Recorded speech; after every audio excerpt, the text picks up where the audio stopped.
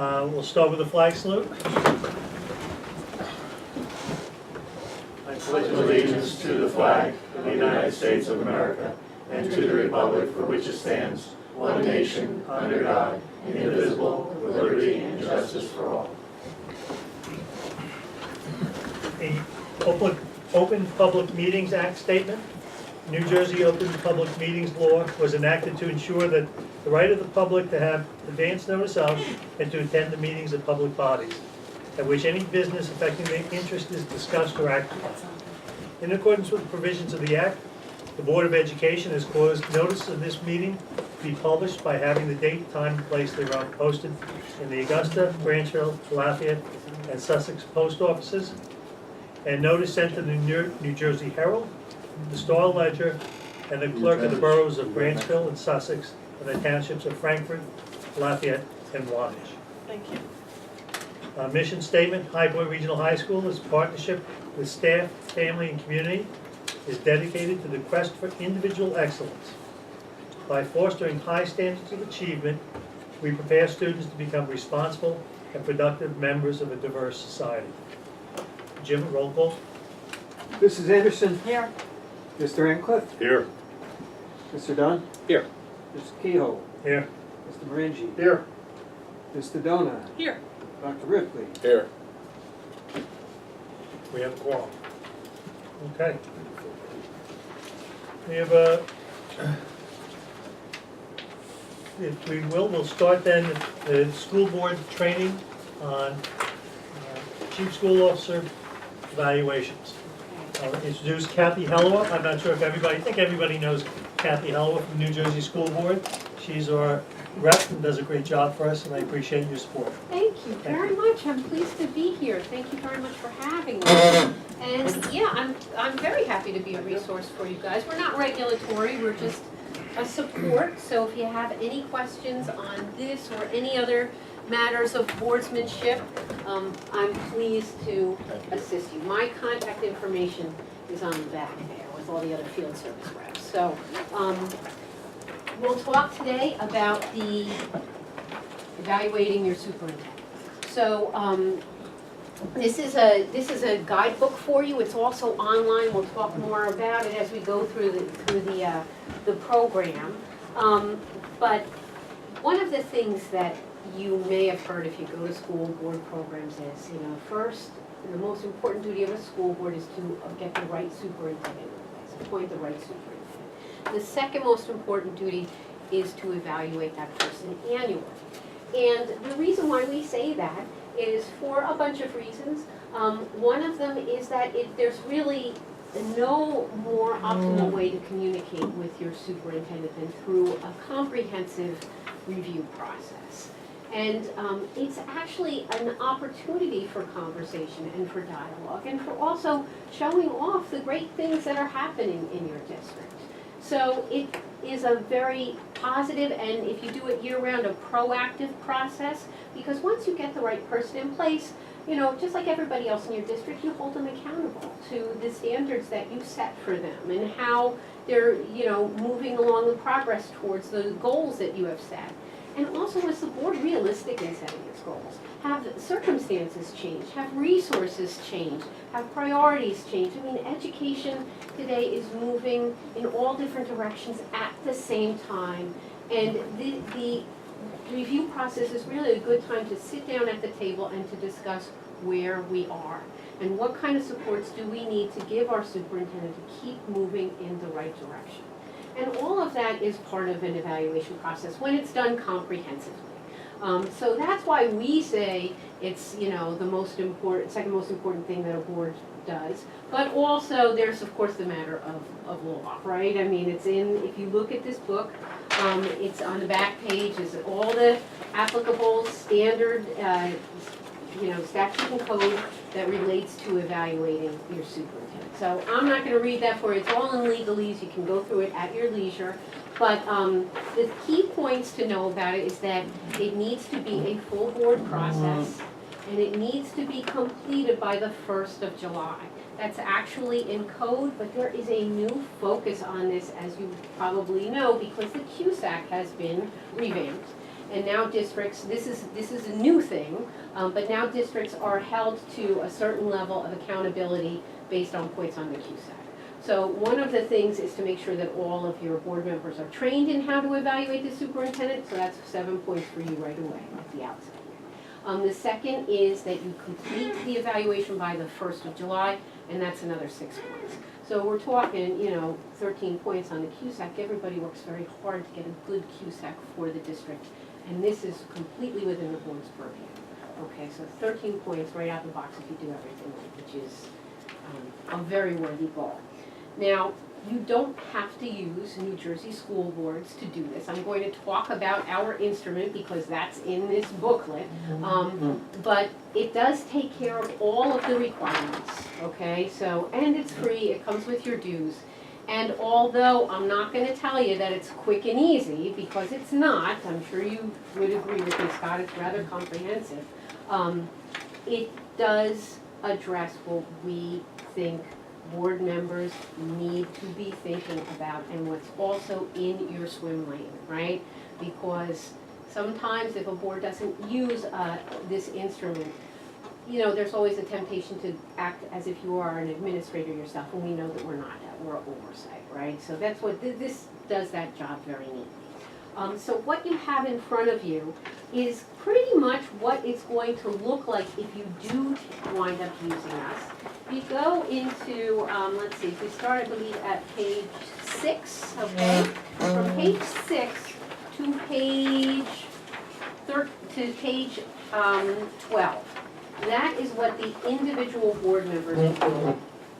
So let's break it down a little bit. The first section of the evaluation is based on district goals. So that is unique to each district. What would happen is, you see I don't have goals in here typed already, but when you go in to evaluate your superintendent, if you should use this instrument, Scott will have already evaluated himself. And he will have put in the goals and also some narrative about, his progress towards achieving the district goals. And then you will be able to go in, read his statements. He will also have the ability to add live links, so you can kind of click on, what we call artifacts as to, pieces of evidence that he's achieved the goal or has made sufficient amount of progress or what have you. And then you will be able to fill out one of those boxes, achieved satisfactory progress made or little or no progress made. That's the first part of the evaluation. The second part, which begins on the next page in your booklet and goes to the end, is the leadership standards. And this part has been revamped.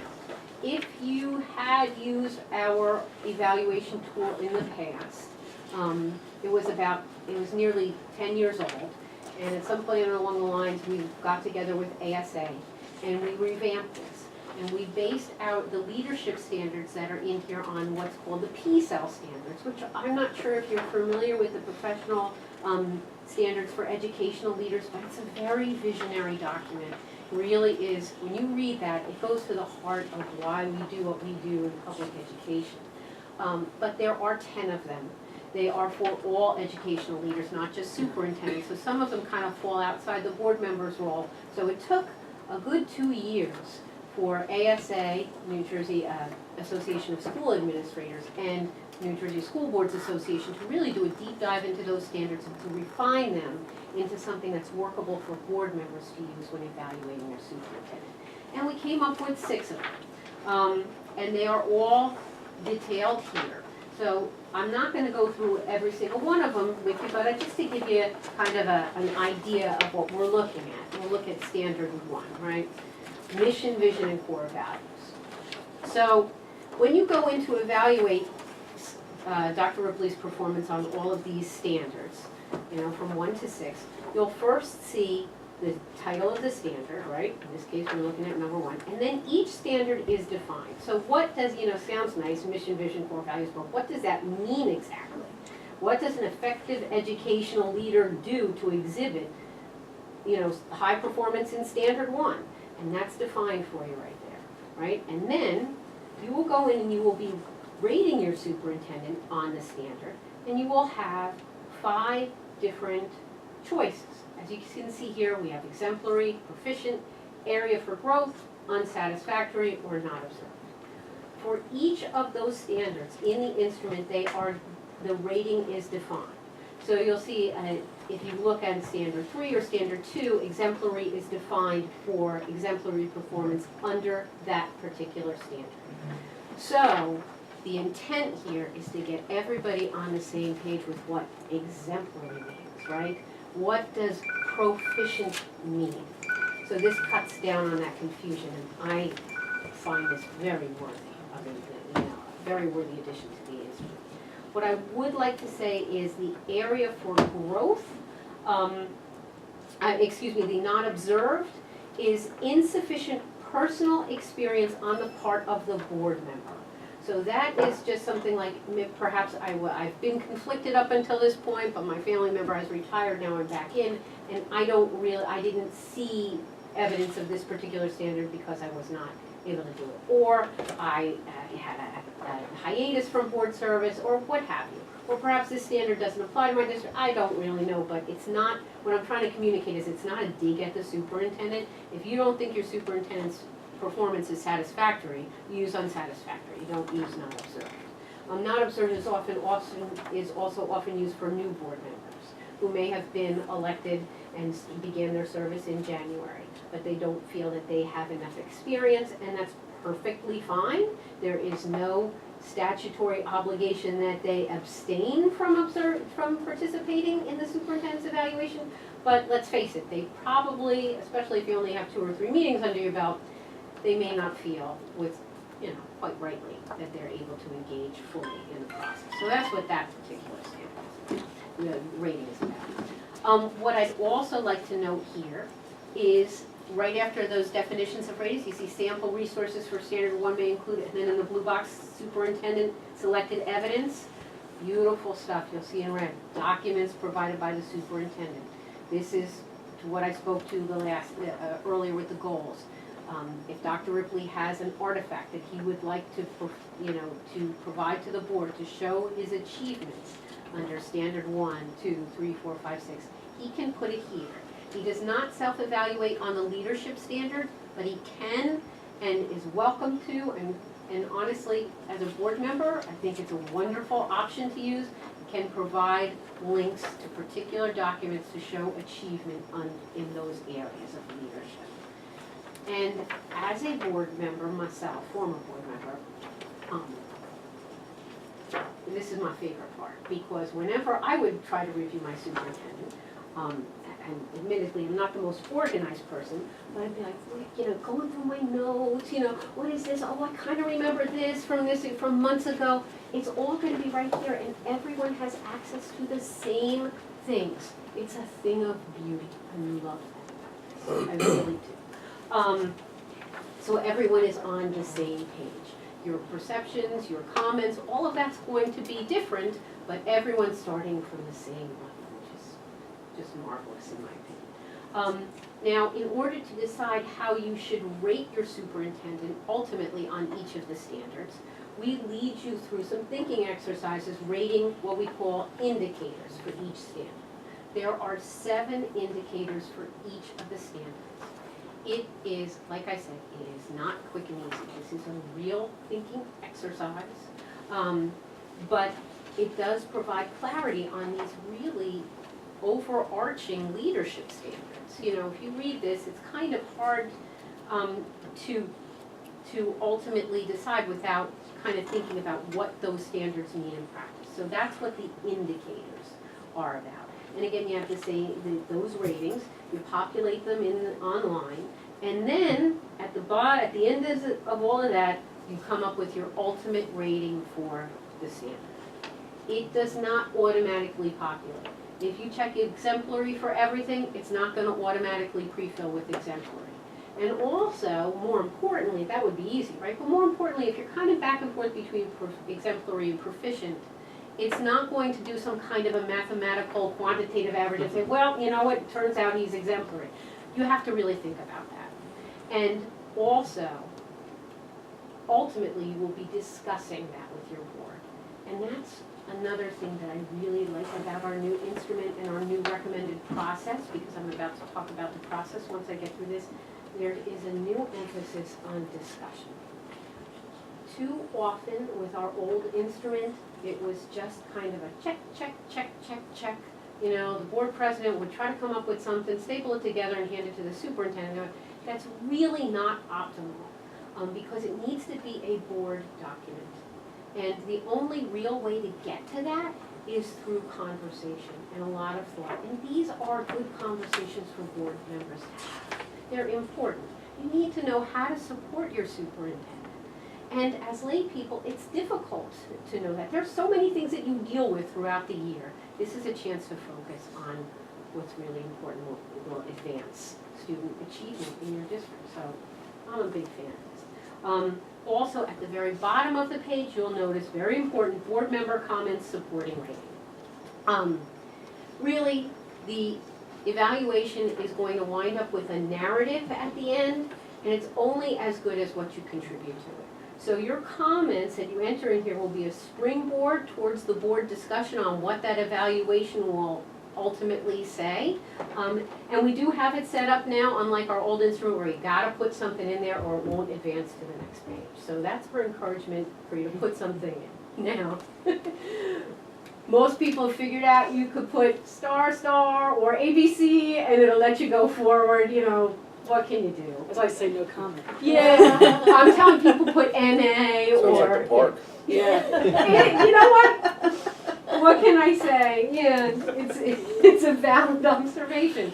But I can't encourage you enough to use that field, okay? Use that field, think of that. Now, and you'll go through all of that for all of the 6 leadership standards. Kathy, do those comments automatically get put into the document that comes to the board to us to look through? Well, that's a beautiful dovetail into the next part of the presentation. So that's the actual instrument. But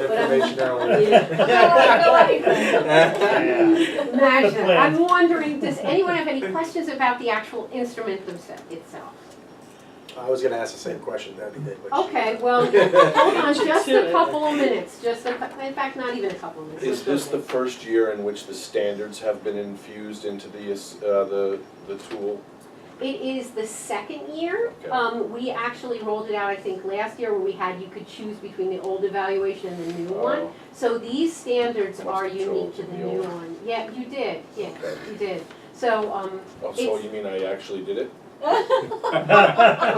got evidence. Thank you. Thank you, Sally. oh, very welcome, you're very welcome. Anthony and I were new in January, and then they're the only 4 senior, and then we're getting 3 new ones. I mean, we'll still fill it out, I guess, but sometimes we'll be putting not observed or something. Yeah. Most likely, Okay, yeah, most likely. But you know, I mean, the emphasis is on discussion. Yeah. So when you come to executive session to talk about what this is going to say, you know, you'll be participating in that discussion. You'll be learning an awful lot. You know, it's not all on you, it's not all on you, it's not all on any one individual. It's a group effort.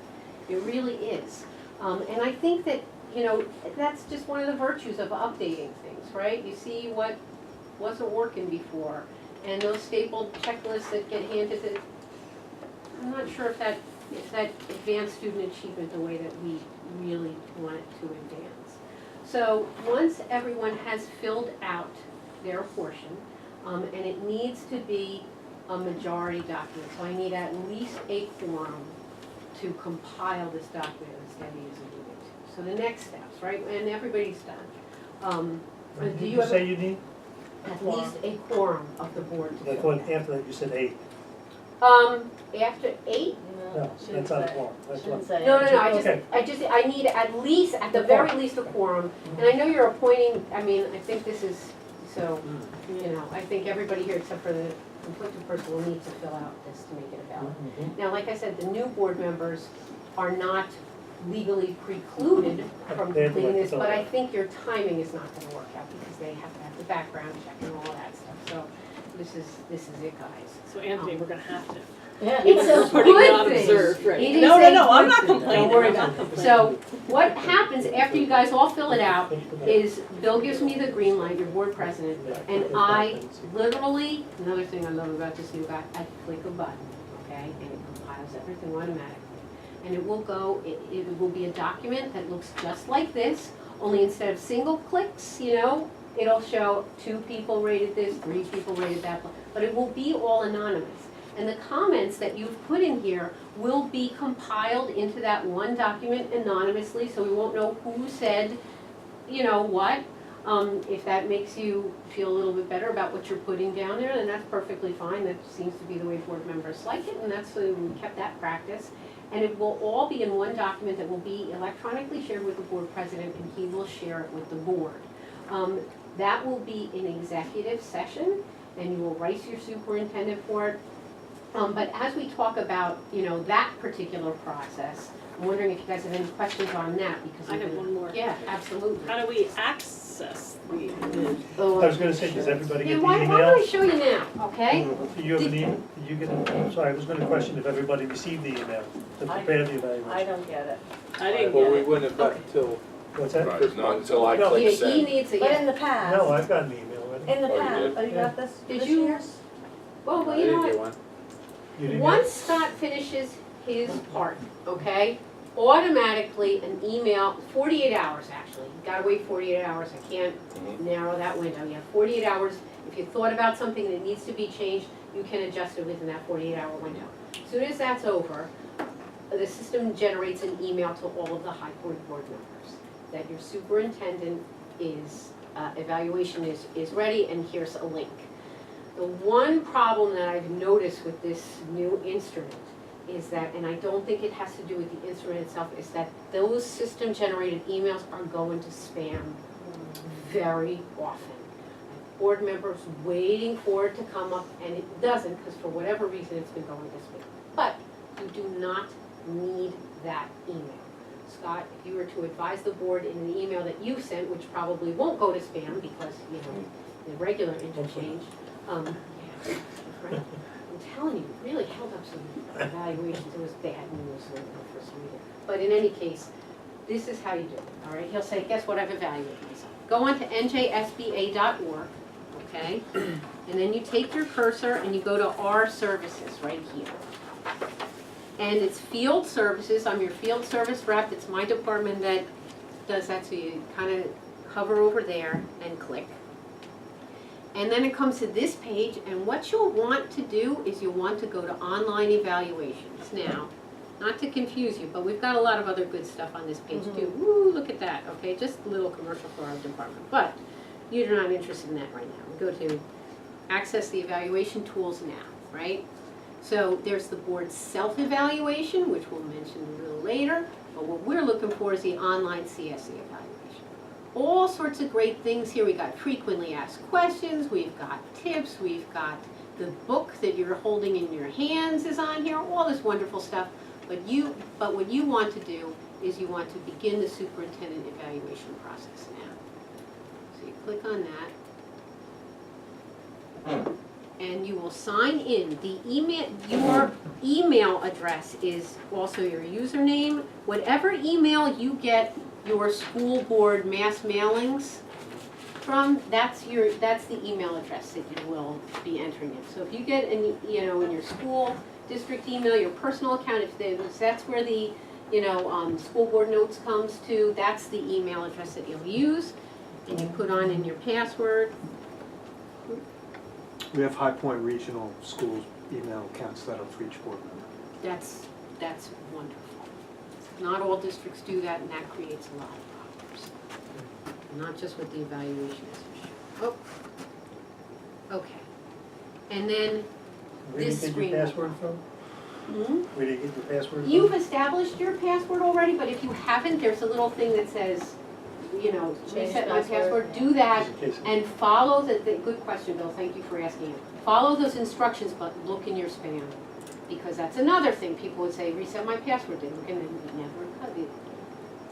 I don't know how to solve that one, but just, make friends with your spam folder until this process is over, right? So, this next screen will come up, and we have information about nepotism, right, and conflicts. Your attorney can tell you whether you're conflicted or not, if there's any kind of question, but I think you guys have a pretty thorough understanding about who's conflicted and who's not. So once you determine, I'm not the board police, so I won't know, and I have no, kind of authority on who's conflicted or not. So you read through all of that business, and then you hit start evaluation, right? If you were on two boards, sometimes people aren't sending receivings, there may be another board, then you kind of have to select. And do you send a rep to Sussex ESC? We used to. Okay, if you don't now, then it's not an issue, but if you I were used to do be that that again- person, and that's, I've filled this out a Yeah, number so of so times. you would be clicking on that, there would be, but that's not really an issue with the board this year, so you click on it and boom, you start, and that's how we begin. And if you need a refresher on that, call me, it's perfectly fine, email me, 2 seconds, I'll send you the pathway again. But that's how you begin. You can walk away from this, it automatically saves as you type.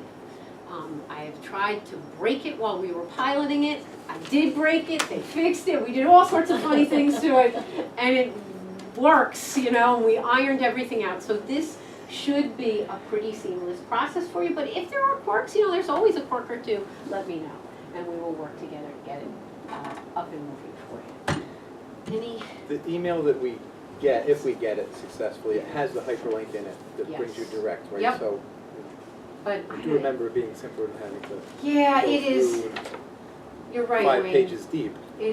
Well, it's like 4 or 5 clicks, I get it, but at least you know where to find it, because I'll tell you, when it comes down to the wire, and we've got board, because this is a methodical process, right? Bill just can't go home and decide to, oh, we're getting close, let me write out an evaluation, and, it's gotta be done step by step.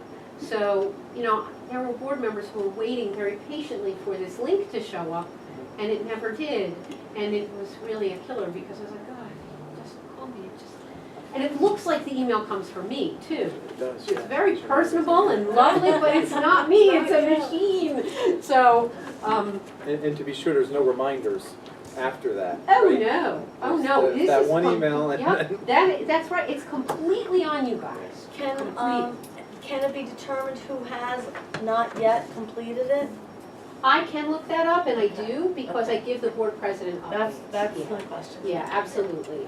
And the thing is too, is that, one thing that this new instrument doesn't change, never will change, is that it's difficult for board members to actually sit down and do it. I know we're all very busy and, it's difficult. It is one of the, hardest jobs of a board president, honestly, is to get everybody to complete this. It's every district, right? Every district. So just kind of commit to doing it and doing it in a timely fashion, and moving things along and making life easier for your president. Who doesn't want an easier time of being a board president, right? So, what I would like to let you know and to talk to you about now is the steps in the process. Talk to you about our instrument. You don't need to use our instrument. What is important though, and it's actually in code, I think, is that it's a mutually agreed upon instrument. Lots of boards don't use us, perfectly fine. As long as the board and the superintendent agree on the method and follow the statute and code, you're good. So this process that I'm about to talk to you about would work with any evaluative instrument. And this is something that NJSBA and ASA worked with together. And I think it's a really good one, and we'll start from the bottom. So the bottom, we have who, what, when, and the board dates, and you can fill out yourselves as as it would relate to High Point.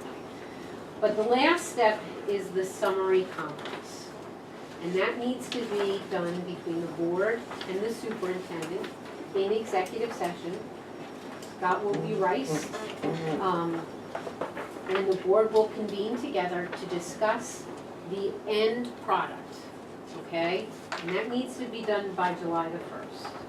So if you have a meeting that's end of June or whatever, you can kind of pre-fill that in there, okay? That is when the narrative is done and everybody sits down and talks about what that actually says. It might not even be a very long discussion. There might not be any discussion with it at all, but you do need to have this summary conference. It's in statute. And at the end of that, you'll have a narrative document that was prepared by the board president based on the conversations that surround the compiled document and the compiled document itself. And your superintendent will sign it, your board president will sign it, dated by July the 1st, you're all good. But that needs to be a board meeting, okay? That needs to be a board meeting. What I will also tell you about that particular end stop, right, that summary conference, is because this is a majority document, the majority opinion is going to go into your superintendent's evaluation.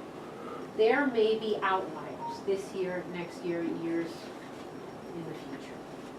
But if it's not reflective of the majority opinion, those outlying opinions do not become encoded in the narrative review, because that's not the board's opinion, it's one or two people's opinion, right?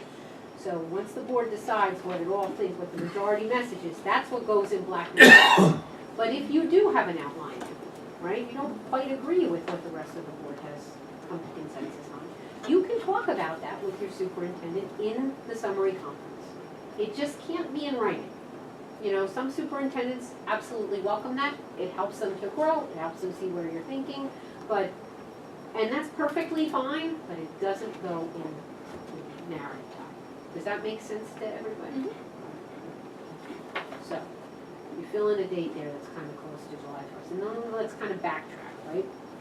So, before that, let's skip up to the next white box, right? Board. Who? Board, okay? When it says board, that means we need to have a board meeting. So, you need, prior to that meeting, with the summary conference meeting, the board needs to convene in executive session, Bryce, your superintendent again, and review that compiled document that I was talking about, that Bill's gonna forward to you. It has everybody's rankings, everybody's comments, all anonymous. That's the springboard for the discussion. Everybody reviews it. Are there any surprises? Do you mostly agree with what's in here? What should we say as part of Dr. McLean's review? And you will see, for the board's president's ease, we do have a template here that's online and also in the booklet. If you follow this template, Bill, you can actually even do it at the board table during that meeting. It works very well. We actually have this as a Word document online, so you could bring your laptop and kind of type it on out as you guys are having the discussion, which is another wonderful thing about this, because if you notice, after that is written, the board needs to kind of agree on it, and that sort of saves you a step. If you do it right at the table, then you're in good shape, all right? So once that is, so you will need to probably fill that date in with the meeting right before your summary conference, okay? And then, you know, after that meeting and the review is prepared, you share it with Scott before the summary conference, so he's not reading it at the table and everybody's looking at him in the executive session, what's going to say. And then you'll be prepared for a quick and easy and, you know, informative summary conference. So those two boxes are kind of crucial that you fill those in with board meetings. What I also. Yeah, what page are you looking at? I'm looking at page 5. Oh, sorry. Page 5, yes. There's a chart on the bottom, okay? So now I also kind of want to, Can I just ask a quick question? absolutely. So that May meeting is probably a longer discussion than the June meeting. I would Okay, imagine. that's the almost long always one. is. Yep, that's, yeah, I mean, it might be long, it might not be. Right. You know, it's really easy when everybody is kind of thinking towards the same thing, but it's always a good discussion, Right. honestly, so, you know, it's all good. But yeah, don't, you know, you may be there for a while, so. Yeah, Yeah. that's fine. Yeah, it is, yeah. This is the kind of stuff that makes board service rewarding, actually, because these are good conversations to have, you know? And like I said, it's a chance to show off your district and to, like, really kind of go and see what kind of achievements the district has made. And to that point, one of the new steps in the process, something that we didn't really advocate before until we sat down with the ASA and talked about what an optimal review process would be like, is something that we call at the top, kind of at the top of that chart, Board and Superintendent Evaluation Pre-Conference. That is probably similar to a pre-conference that you have at work, depending on if you're familiar with that, but that would be held in public session. And that's kind of like right before we get reviewed our last update on district goals, kind of. In public session, you do that, and then optimally, you would convene, again, you'd be right, to executive session, and you just have kind of a pre-game talk, like what to expect on this. Are there any standards that are, like for instance, in some districts, the standard one is a big deal, right? Everyone is really focused on mission, vision, and core values, and you can't give enough documentation on that. That's what the board wants, and the superintendent needs to know that, right? So that the board members don't say, well, you know, I didn't have enough info, great. You know, just kind of, in other districts, that's not such a big deal, because they're all confident that you're all moving forward in that direction, and they're not gonna ask for an awful lot of artifacts. You won't have a lot of suggestions. Those are the type of conversations that you have at the evaluation pre-conference. Any kind of last minute questions and answers about the process, what are you looking for, what you can expect, that would happen in executive session if you choose to do that. That's not part of statute and code. It's a highly recommended best practice. So in theory, then I would give the board in public session, say in May, a progress on our achievement towards our goals. Yes. No, I would think it's back in March, you're giving the progress on. Okay. Before you, Well, I ideal. think if it's in because April. by May, he should have already been filling out Right. Well, his evaluation, It so. depends, I'm sorry, I don't know how many meetings that you have, if you're a once a month or. Once a month. Once a month. Okay, if you're once a month, yeah, Yeah. so maybe you do it next time. You could convene a special meeting, I don't know if it's worth it at this point, I think you guys are. I'm not worried about this as general practice. By May, March or April, he better be giving it to us because he's got to be preparing his We report. we do actually suggest March or April on our Right. timetable, so it's, you know, it's something to keep in mind going forward. 2 weeks from now. Okay. Are there no districts that push back against the fact that that's budget season for most of us and? No. You That's know a lot. what, Just and you know don't do it why? that time. And I will tell you, first of all, it's optional, so nobody has to do it. But the Right. districts who do it, you know, it actually goes hand in hand with budget season. Because your budget is, not to sound corny, but it really is a visionary document, right? It's trying to fill, you know, bring to fruition all of the things that the board wants to do for the district. All of the things that are in your vision, right? That you encode in your goals, right? So how are we doing with goals, right? How are we moving forward? And were our goals a little bit overarching and we just didn't have the resources for it? Or do we have the resources? Do we need to maintain that level of so it can fit in very nicely, actually. It's optimistic. I know, I am very corny, I am very, you know, but it is, you know, it is not required. It is highly recommended, and honestly, you're gonna be sitting doing this big, long thing, you do want something to kind of, so, and it's just good, yeah, and really, yeah, I mean, it's, well, in any case, but thank you for the question. And I think that if once a board gets in the habit of this, the flow of it, they're used to doing it, Right, I'm just envisioning, and I do agree that there's dovetailing of them, but it's a different mindset for one versus the other being very, you know, the budget is, there's number, you're a numbers person. For the evaluation person, you're using a little bit different side of your brain, I think, to Oh, definitely. think, you know, Yeah, evaluation, yeah. so that's just, But they do kind of, they do overlap, right? So you make the most of that overlap, right? You make the most of it. You know. But, I'll try it. yeah, no, it's a fair point. And if you talk to other board members who have done this, what do their summary conferences look like? You know, I've heard some really great, I mean, their evaluation pre-conferences look like. I've heard some really great things. I will also tell you that when we first rolled this out, I don't think anybody really knew what to do with that, you know, so it was a little, it took a while to just kind of get into the flow of like what that is. So, you know, you get better at it as you go forward. It's just becoming part of your wheelhouse, right? It's going to be muscle memory at some point. Yep. It's just highly recommended, and we've gotten good feedback on it ultimately. So, So that's something that you'll probably wanna schedule at some point in years upcoming. We recommend too, that at reorg, you kinda have a copy of this with you. So that when you do your reorg, when you do your meeting calendar, you can set them. And I find that to be very valuable for boards because an awful lot of times, I know it'll happen this year, it happened last year, it's gonna happen next year. Boards really scramble, they have to call a special meeting, they gotta pay extra money for advertising, but they've got to get this done by the 1st of July.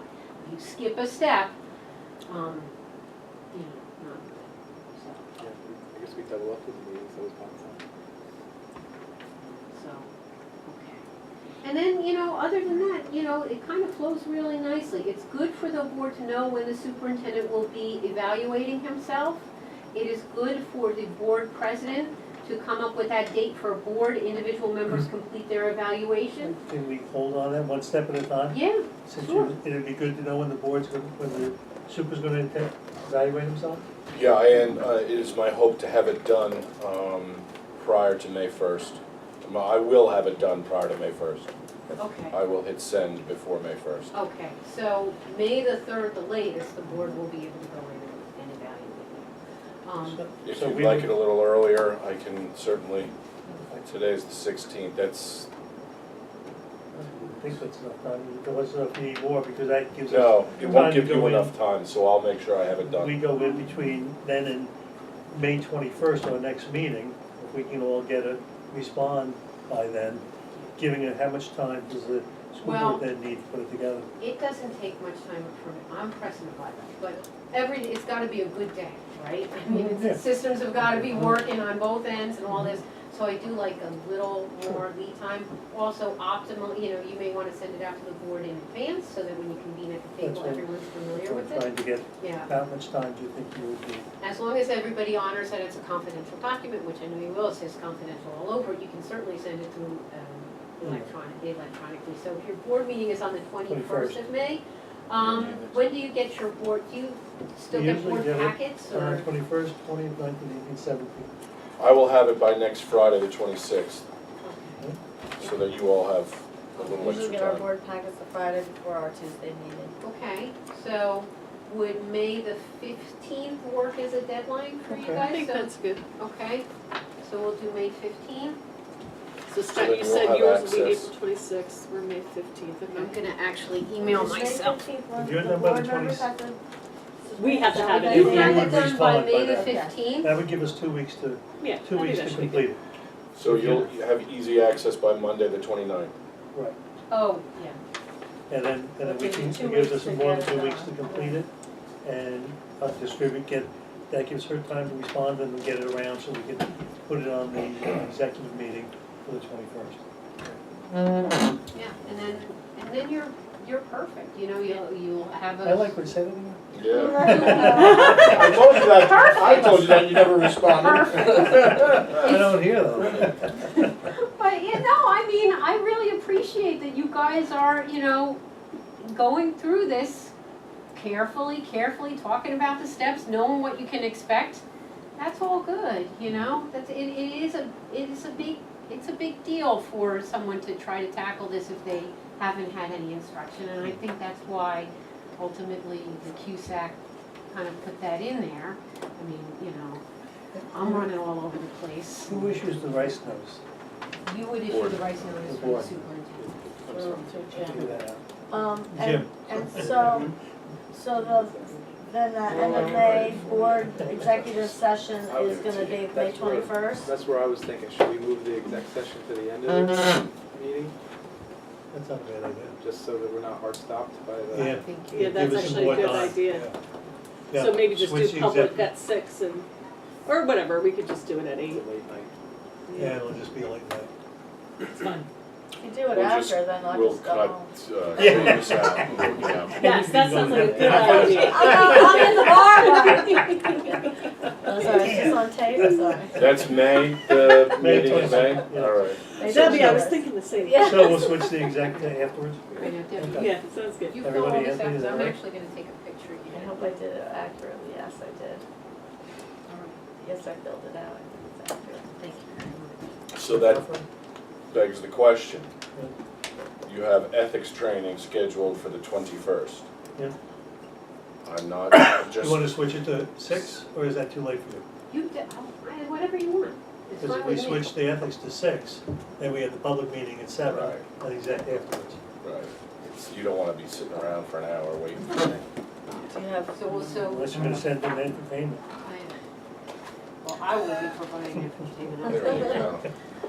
All right, so May 21st, High Point Ethics is going to be 6 p.m. There you Please. go. Thank you.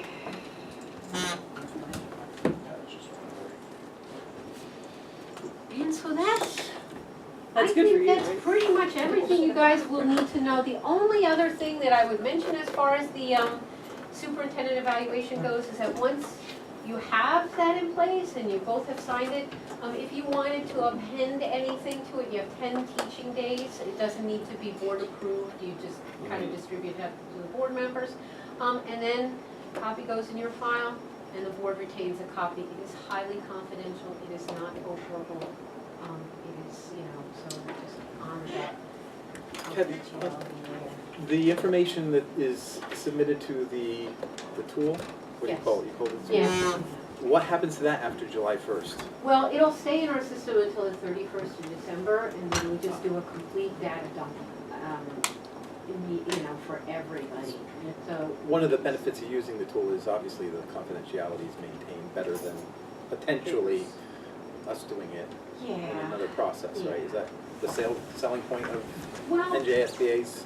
I wouldn't say, it's not really a selling point, because it's not like we get a commission on it or anything, but, we don't get commissions for anything that we do, but it is attractive, However, that being said, we're still dealing with human beings, take notes, we have copies of this, so, you just always have to be mindful about the nature of how highly confidential this document is. And I would say that the vast majority of board members absolutely are. But it is a good point, and we do our best to, in fact, that's why we do that data dump, because we don't want to hold on to it. But we leave it up because there are boards who do it after the 1st of July. It's still important to do even if you don't make the cutoff. But it is another thing too, this kind of leads me into another point that I'd like to make, is this is an annual evaluation. So you are evaluating your superintendent on his performance this year, not something that happened 2 years ago or 3 years ago or something that you foresee, or it's this year. And if you do it properly, it's this school year. That's why the July 1st is there. Some boards just, I don't know, they get caught in the loop where they're doing it based on the calendar year, which is a little messy. But yeah, it's your document. We're the facilitators and we're happy to help and I'm happy to provide any kind of support. But this belongs to you, and that's the way it should be. We're really big proponents of local governance here and of accountability. And this is the body to do it, in each local district. These are the people, and all the people that you serve and all your constituents, you are the ones that can evaluate your superintendent the best. So we're happy to help. And I'm really grateful that you brought me in tonight, but the conversation doesn't stop here. If there's anything that I can do for you guys, please do. she does respond very quickly, as anybody that talks to her knows. I have a question that's, because we're talking about next school year already, and evaluations, just going forward, because this is a thing. We're going to talk about having our board goals meeting. I believe, is that something you do also, Kathy? That's a good segue, that's a good segue. Go ahead, Kathy. I am actually going to be with you in June for a goal setting workshop. So you'll have those all. Those are great conversations too. I love goal setting. Kathy is becoming our personal, just for us. So she's gonna have ethics training for us in May, 17th. goal setting Yep. in June. June, 17th, because 18th on is Monday. graduation. oh, is our Board of Ed meeting also the 17th, yes. 17th. Change it. Got it, thank you. Again, are we gonna do a 5 o'clock and then, Yeah. okay, June 5. alright. Look at that too. Yeah. Anthony too. Was all right. Yeah. It's the 4 that was bad. Yeah. Are there any questions or anything that I? It seems pretty clear. I mean, I don't know, we all good with this tool? Well, that's what, thank you, that's the next thing I'm gonna Next say. segment. Does So anybody want to good. make a motion on using the tool? I make a motion. I'd second it. All in favor? Aye. Yeah, we can all use the same tool and it works Yeah. out and, you know. I think give it a try this year. Yeah. All right. Well, thank you very much for Thank having you. me. Thank you, Kenny. Thank you very much. All right.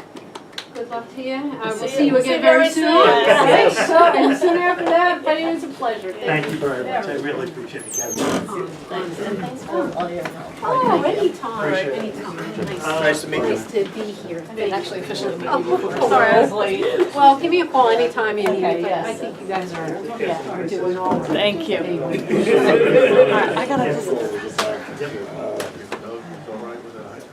Tom, nice to. Oh, listen, thank you. Nice meeting you, All right. This is actually such an early night for me. Yeah, we're going into It's executive. wonderful. Yeah, how far are you from here? I live in one town. I know, that's what I was So doing, that's what I was running real quick I guess before we like went an out. hour. I think we still have 1, 2, let's- 3, 4, Yeah, are 5. you We have talking about 5. the pies? Does anybody want to make a motion to go Oh, into man, executive? then so how do you know more I'll than? second. So I worked, I managed All in favor? Aye, Anybody say aye? aye. Aye. Just sanitation. Same as tonight.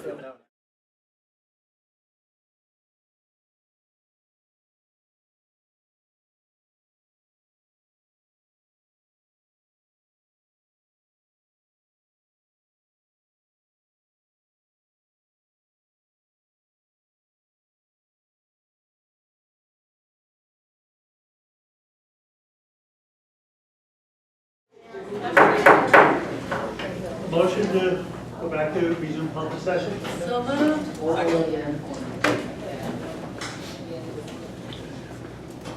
Mr. Jones? Yes. Mr. Dunn? Here. Mr. Anthony? Yeah, we're voting on returning to public session.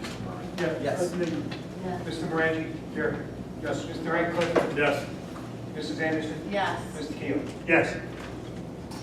All right, now we're going to proceed with the public comment section. The public comments are on the agenda items. We'll each have 3 minutes to speak. Please respect everybody who's in here present. And so stick with the 3 minutes and try to speak respectfully.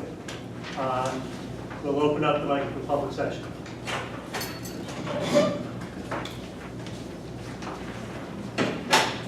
Governor of Orange Township. I'd like to ask new board members that are selected tonight and present board members, don't forget us taxpayers. What we need is the best education district can provide that the district taxpayers can afford. Once people are taxed out of their homes, or they can't buy food, you're not helping. You destroy it.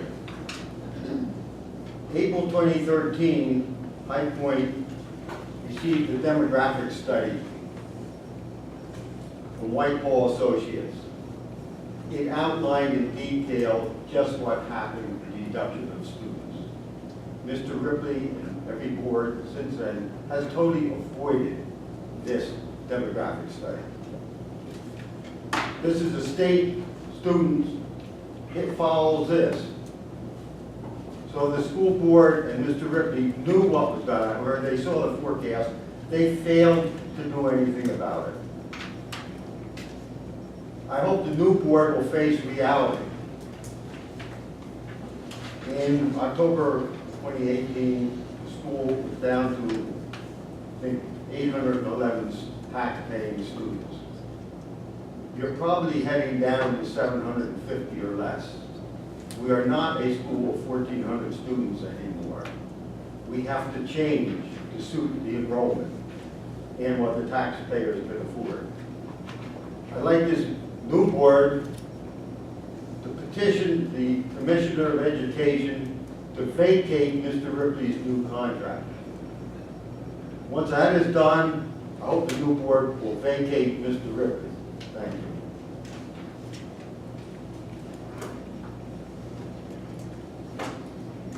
Anybody else for public comment? Come on up. Last time I waited till the meeting was over, so I'm not sure. Okay, please state your name and your address. My name is Anthony Antilli, Mr. Antilli. My son goes here to High Point School. There's a senior, his name is Ben Antilli. And I'm here, And your address? 19 Pigeon Hill Road, Wantage, New Jersey. I'm here for the second time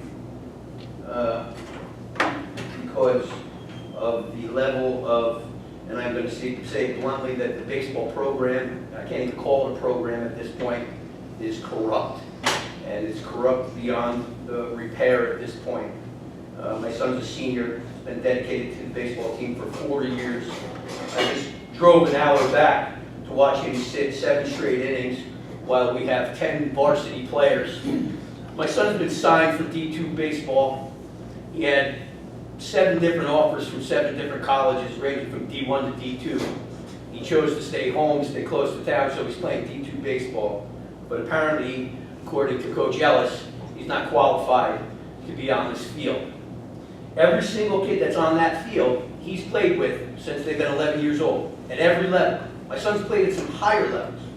He's signed to be a shortstop and second baseman and a catcher.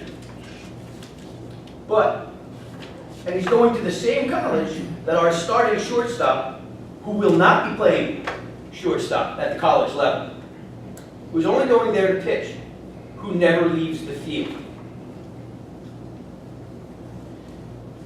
My son approached the coach multiple times. Last year, approached the coach and said to him, "Coach, I'm 100% confident in myself that I can outperform multiple players that you have started.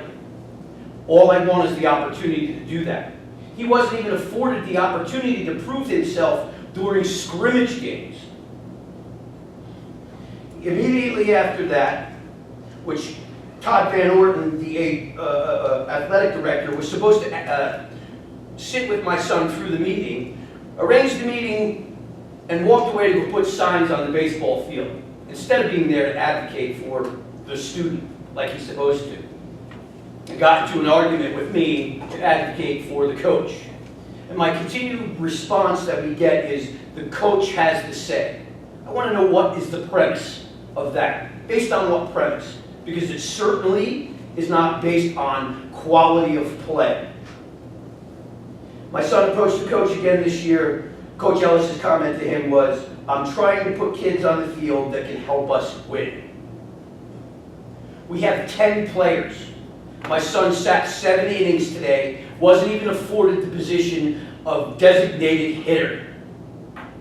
He's played 2 innings, besides 1 game that they used him for a pitcher because they were out of pitchers. He's played 2 innings and was afforded 1 at bat. Then he put him to bat against the best county pitcher that we have at Wallkill Valley with an 0-3. And this is the excuse that he'll use. He pitched him against Randolph, one of our toughest competitors, after not seeing a bullpen for 3 weeks. The best athletes in the world would not be expected to perform under these conditions. This is a setup, and it was meant as a setup. My son still pitched well, but we had an afforded 13 errors in that game. Mr. Antilli, it's getting past 3 minutes. If you can wrap up when you're done. There's no way to get this in 3 minutes. Each person's supposed to You don't respectfully stay mind within 3 minutes. Wantage? Sir, You don't mind? sir, since no donating time, please keep our comments to 3 minutes. There will be another opportunity for comment from the public. It's supposed to be on the agenda items too right now. Well, that's why I raised my hand and asked. So I'll wait till the end of the meeting so that I can finish. But you said I was approaching this. For the first time in 17 years that I've been a parent, my son has said, "Dad, I'm humiliated and embarrassed to the point that I don't want to even walk out onto the field," while there's other parents yelling, "Get out there and warm up." So he's been demoted at this point as a senior, as a college baseball player, to warm-up boy. But I have a list of things that need to be addressed, and I will use further time at the end of the meeting. Thank you. Thank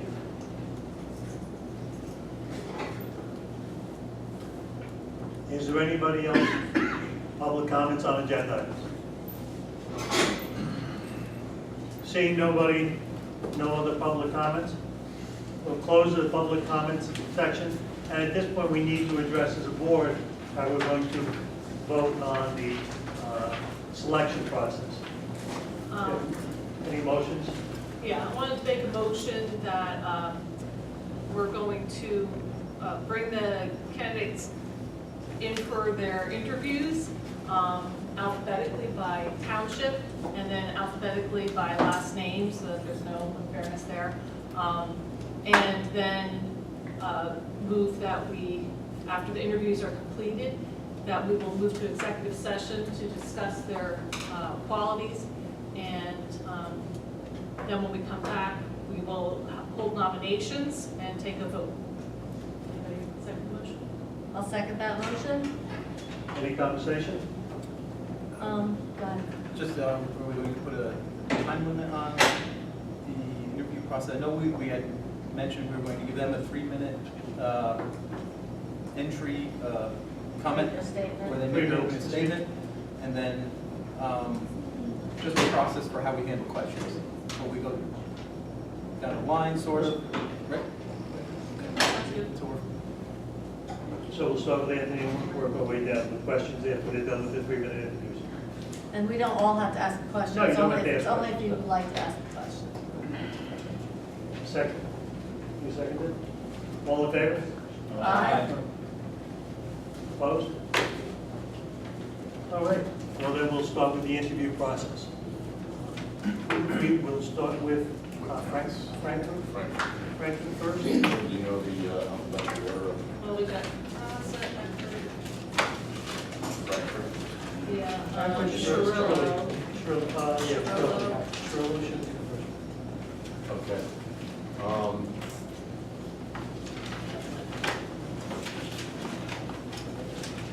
There it is. We're going to get, is there a phone number, we can text the person, send them that? Maybe get the phone number too. See what I'll do. Now, you said Roy Chirillo's first? Yes, please.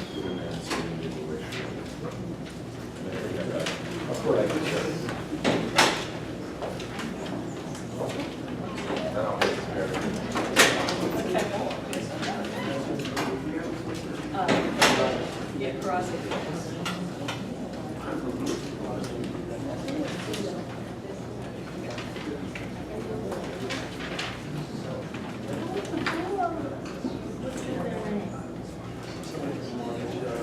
Alvarez.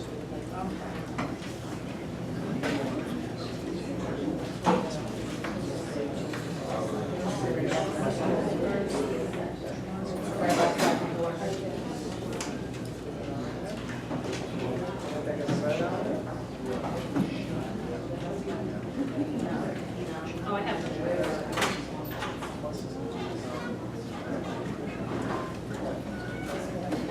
Mr. Shirillo, you get a choice between standing or sitting, whatever. We your also have preference. water here in cups if you're need it. Mr. Cirillo? Yes. The way we would like to do it is give you 3 minutes to introduce yourself to everybody, and then after that, we're going to, anybody who has questions, we're going to ask you some questions, if you don't mind. And then, after we do that with all the applicants, we're going to go into executive session, discuss it, and we'll come back. Awesome, thank you. Thank you. First and foremost is, I just want to thank the current board members. Obviously during a little bit of the shake-up, I know that you guys probably are a little bit of different workload, so I want to thank you very, very much for doing that and stepping up for the community. It's funny is that the reason why I'm here today is because of my dad, God rest his soul. He was actually on the OPACON board about 50 years ago, and he was an amazing role model for me. So when the opportunity came about to try to give back to this community, and this situation arose here, I decided that this might be an opportunity for me to be able to follow in his footsteps in the importance of giving back to your community. I try to give back to my community every day. In fact, I hope to leave here to go continue my soccer practice for my U14 girl team. I also am heavily involved in the theater here at Sussex County Sussex County.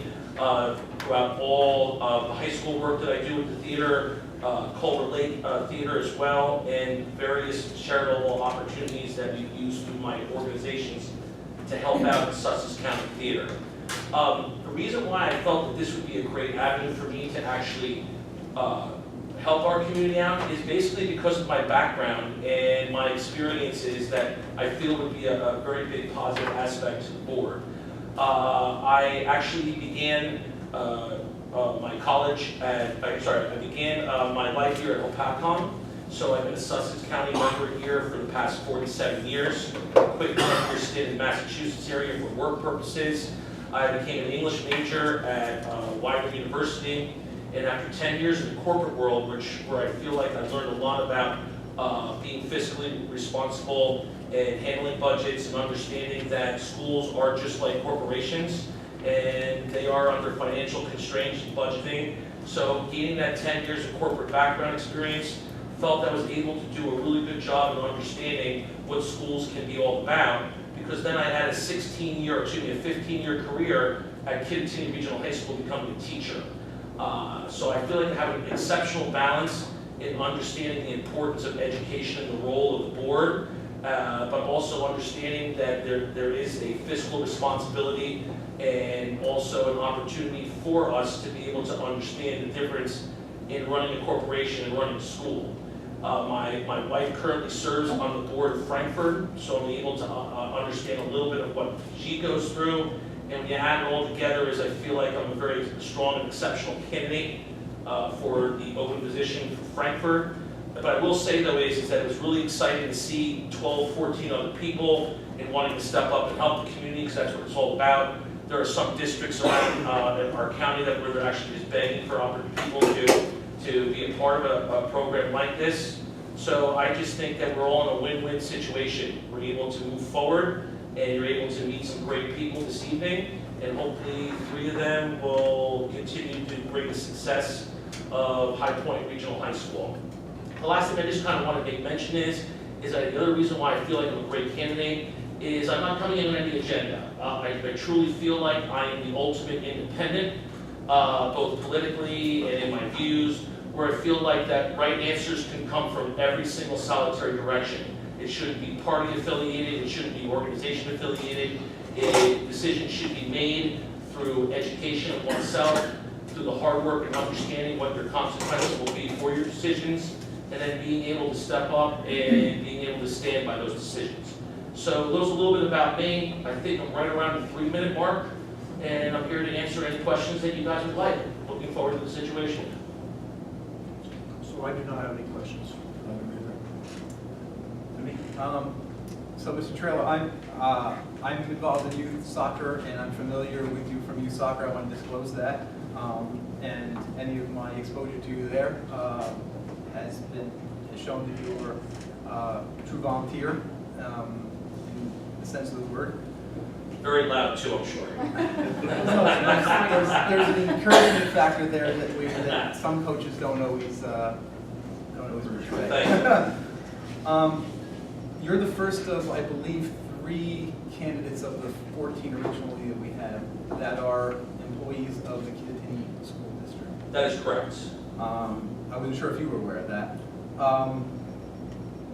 I guess I personally have a concern that that could skew, depending upon our decisions, could skew our board.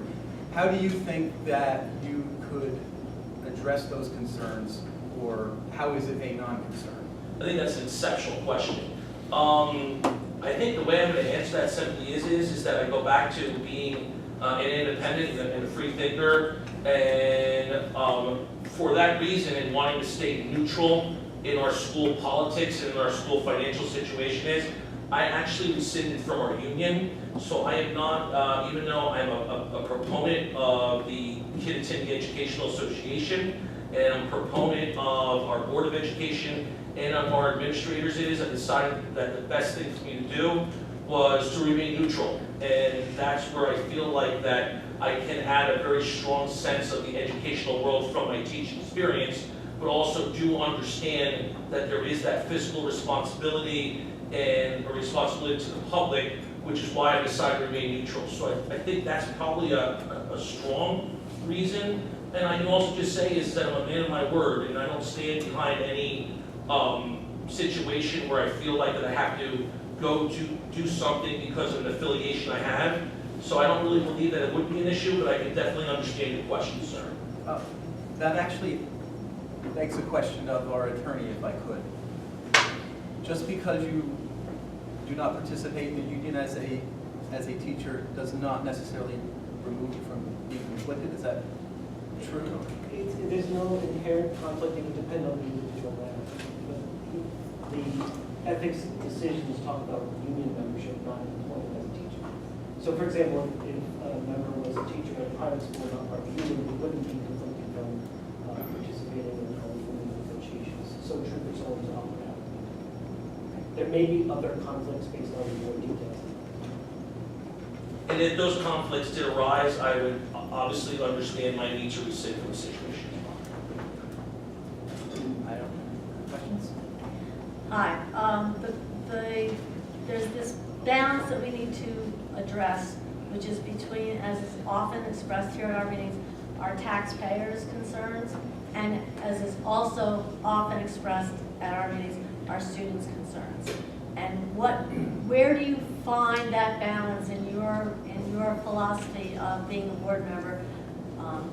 I'm not going to say are you more on the side of taxpayers or the students. I want you to discuss that possible problem. Well, if I hadn't had an exact answer, I'd be a multi-millionaire sharing that with every board in the entire country. But what I can say is that I am a Frankfurt resident of 15 years, and my dollars stretched in my household, so I do understand the importance of continuing keeping taxes low. However, what I look at regarding taxes is that taxes is based on the value, that I'm willing to pay taxes or extra taxes if the value is back in return is. So what I can say is that yes, I'm definitely pro-student, pro-education, but there's also a price to that as well. Where I feel like that I would share a good balance in is that I understand there might be a need to have a tax increase, which I know is a consideration for this budget. But I also understand as long as that value comes back is because what people don't seem to maybe grasp or understand fully is that the positive aspect of our school system really reflects our community as a whole and in short helps increase our home values. So I believe that there just needs to be a specific balance and making sure that the money that is being spent in the budget is being spent for correct reasons with kids. So I hope that answered a roundabout way. I felt a little bit of a political answer there, like I felt like, but thank you very much on that though. Hi, you said that you are, I know you're involved with soccer and you're involved with plays and everything. So it's good that you're involved in service. Are there any other service things that you're involved in? And then do you see how, are there any other things that you're involved with service that take up your time? Well, it's funny is the main reason what kept me hesitant in wanting to be here this evening was the actual time constraint that this might show upon. However, what I understand is in working as my wife Colleen works with the Frankfurt board and understanding the time commitment here by finding out a little bit of information, that I do feel like the time situation is something that's acceptable to me. As far as other organizations that I belong to, I do coach U14 soccer here for the local team. I'm involved in 3 productions of the Kid Team Players. I run a summer camp, and I also do a summer camp here at Culver Lake. And to be honest, it is a commitment of time that I'm very comfortable in making. And I don't really believe that there would be any issues moving forward. Hope that answers your question. Yes. Thank you. No, I'm good. Just a couple follow-up questions on it. Sure. There's conflicts of interest. Are you aware that there could be potential conflicts of interest? Is there anybody in the administration that you would have a conflict of interest with? The reason why I hesitate for that question is that I know several members of the administration, because they're just outstanding people in this community. I have no strong negatives or positive, or let me rephrase, I have no strong negatives to these people, so I don't think that would be the conflicting interest there. But however is that I would hope that any person that I've either known in my past or I've enjoyed speaking to would realize that I'm here to do a job. And that's the one thing that people in your position don't seem to understand, is that business is just never personal. You know, and that's why I feel very comfortable in knowing that I wouldn't have a conflicting interest, because I know that moving forward I would do what is best in my heart through a lot of educational research, and knowing that whoever the other person on the other side is, whether it's a situation of agreeing or disagreeing, really wouldn't be an issue whatsoever. Okay, and I'm just going to follow up that with anybody, any of the teachers, or members of the teachers union, or within the staff of the school that would put you in a conflict. My daughter's godfather is a teacher here, and I sometimes get a little ticked off at him when he beats me in fantasy football. But other than that I really don't see that as being an issue. In fact, to follow up on a statement I made, there was actually two reasons what hesitated me being here tonight is. The second one, which is very minimal, is that I would never want this to be a situation where there's any negative or positive favoritism shown to my daughter who's going to be a high school student here next year. Because I hope that people realize that I'm here to do a job for the community, and I really don't see that being a conflicting interest at all. And you're right though, sirs, I do have a lot of ties to the community. I consider myself a personal person, so my relationships and ties here I don't think would be a conflicting, and if it was found out it was, I would obviously rescind myself from any situation moving forward. And just two more quick questions, Sure. if I may. If you were on the board, what do you think, how would you develop a relationship with the administrations or people at the school? Do you think there's any inherent problem in how you develop a relationship with members of the? Oh, how does this sound? Is that the thing that's actually killing our youth and killing our country is we rely too much on text and communication by word. And the best way to be able to communicate and form relationships, both with students, with administration, with the Board of Education, is with at least with a phone call, if not doing a face-to-face meeting and understanding where people are coming from. So the first thing I just intend to do is just basically shake hands and say hello and make sure that I am available and aware of what's going on, and making sure that communication is just of the utmost. I always joke and say when I'm in a class or I have to check my email real quickly, I always just say I have no friends. I'm just checking information and moving forward. So that I don't think would be an issue whatsoever. One final question. Sure, thank you. Just to follow up on what Mr. Dunn asked you about, I heard that you're involved with Kittatinny, and it's pretty important during the winter and wrestling season. Whom do you root for? Trailblazer leader. I'm from Opapa, so I'll use that as my safe answer. Thank you very much. We do have a follow-up question. I'm sorry, can I ask you one more question? Sure. What do you think are the challenges or major concerns of this board? Well, Yes. the two major challenges, one of them you've already addressed, which I think is absolutely amazing, is just transparency.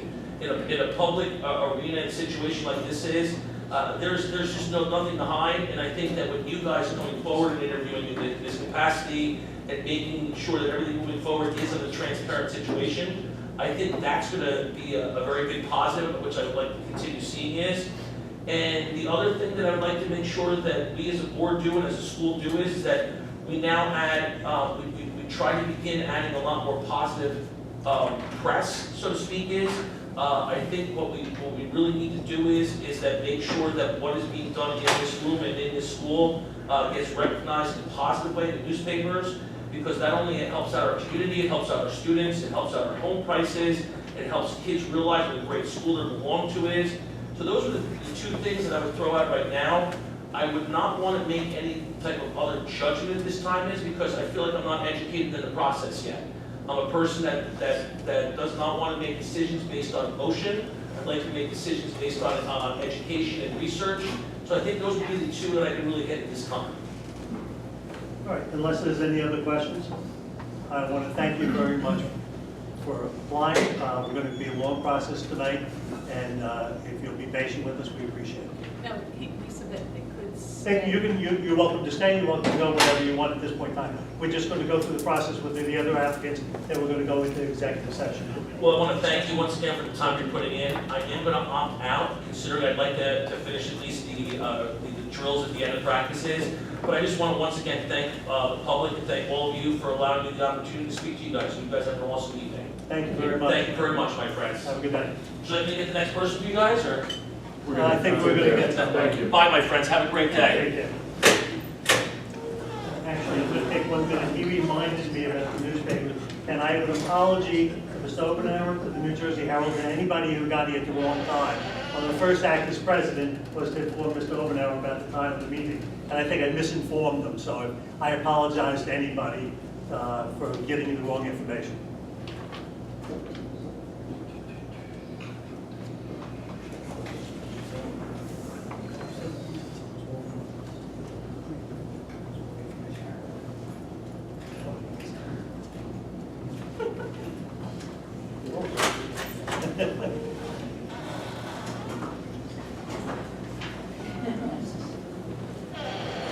We've got a choice of standing or sitting.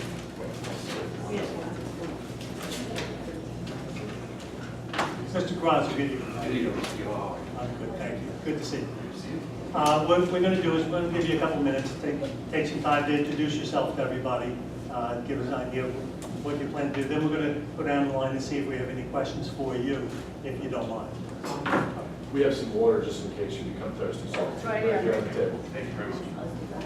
Good evening, members of the board. My name is Joseph Perez. I want to thank everybody for the opportunity to interview here tonight for this position. I would also like to thank the other candidates that are here tonight. Came and threw themselves in the arena on such short notice to help what I think is one of the more important agencies that we have towards education. That's one of the things that's most special about this community is the willingness and the enthusiasm that a lot of our citizens have to serve not only their own families but their community as well. So I thank you for the opportunity to be here. One thing I would point out is that I did run for this seat that was vacated by Ms. Kramer's resignation in 2017. And although I lost, I am very proud of the fact that 542 people voted for me, which unfortunately was not enough to win the election, but approximately 1/3 of the people in my community and my neighbors voted in the last election in 2017 voted for me. So I was very proud of that fact. The interest and the enthusiasm that I had when I ran in 2017 is still present today. And the main reason for that is, for lack of a better phrase, I have skin in this game. I have 3 children. My oldest son, Matthew, is currently a sophomore here at High Point. My middle son, Paul, will be a freshman and a member of the class of 2024 in about 2 years. And my daughter is just starting kindergarten, coming up in the fall, so she'll be a member of the class of 2032, if my math is correct. So I have a lot of short-term as well as long-term interest in the well-being of this high school. As far as background is concerned, I am a product of public school. I went to K-12 in Jefferson Township. I graduated from Villanova University and Seton Hall University School of Law. I've been a resident in Frankfort Township in the Augusta section of town since 2004. I've been very involved in the community, mostly in the area of sports. I've coached just about every sport that comes around: football, baseball, basketball. I've coached my son Matthew's teams, and now coaching the 7th grade teams with my son Paul. Very active in my parish. I'm active in the Sons of the American Legion in Branchville as well. So I do have a history of community involvement. That goes back almost to, I believe I started coaching in 2006, if I remember correctly. I think for me, the key going forward, again, is to focus, refocus the board towards doing what's in the best interest of our children. I think, unfortunately, in the recent past and several years back, I've seen from the outside that sometimes the board sort of breaks into factions. And what happened back at the time when Paul Barron was president. Unfortunately, we had the events that took place here several months ago that lead me to be here tonight. But I think, again, we have to focus back the entire board working towards a common goal. And I think in order to do that, there have to be relationships. There has to be a willingness to work with others, a willingness to hear the opinions of others. That's something that I do in my daily life, my profession. I go to work, somebody on the other side of me wants the exact opposite of what I want, the polar opposite of what I want. I'm able to work with those individuals, come up with some sort of compromise that's in the best interest not only of mine, but of his client's job. Obviously, it's a collaborative effort. You have to be able to work together. You have to be able to listen. I'm not an absolutist. I am not, I am basically what's in the best interest of the children. So I think I have that ability to forge relationships. I've worked with several of you in the past, in my private and professional lives. I'm able to do that, and I think once we're able to all work together as a whole board, I think that will help restore public confidence in this body to the point that it will again benefit our children. Again, I thank you for the time and willing to answer any questions that you may have. Joe, did you run this past election? I ran in 2017. So why now and not November? In November of last year, I'm not certain that there were any Franklin seats open. There wasn't a seat open.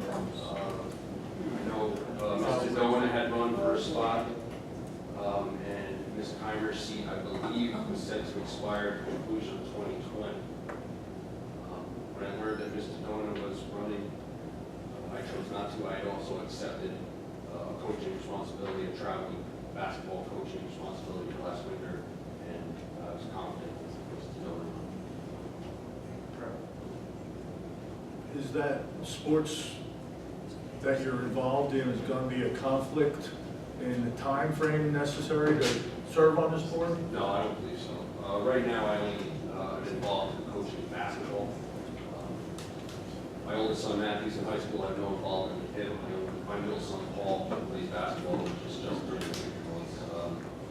Obviously, I'm the head coach of that match, so I deal with the schedule myself. So I don't anticipate any problems with that. Thank you for submitting a complete resume. Not everybody did that. It's very helpful to myself and everybody else felt the same way. And it's also, I'll say, it's not lost on me that you have already once ran for a position, because having been there and done that myself, it's a painful process. So I respect that. I have a question, a concern, I guess, about what may be a relationship with one of your prior law firms. Mr. Daggett, I believe, has represented 3 of the last, I don't know how many plaintiffs that have sued my point.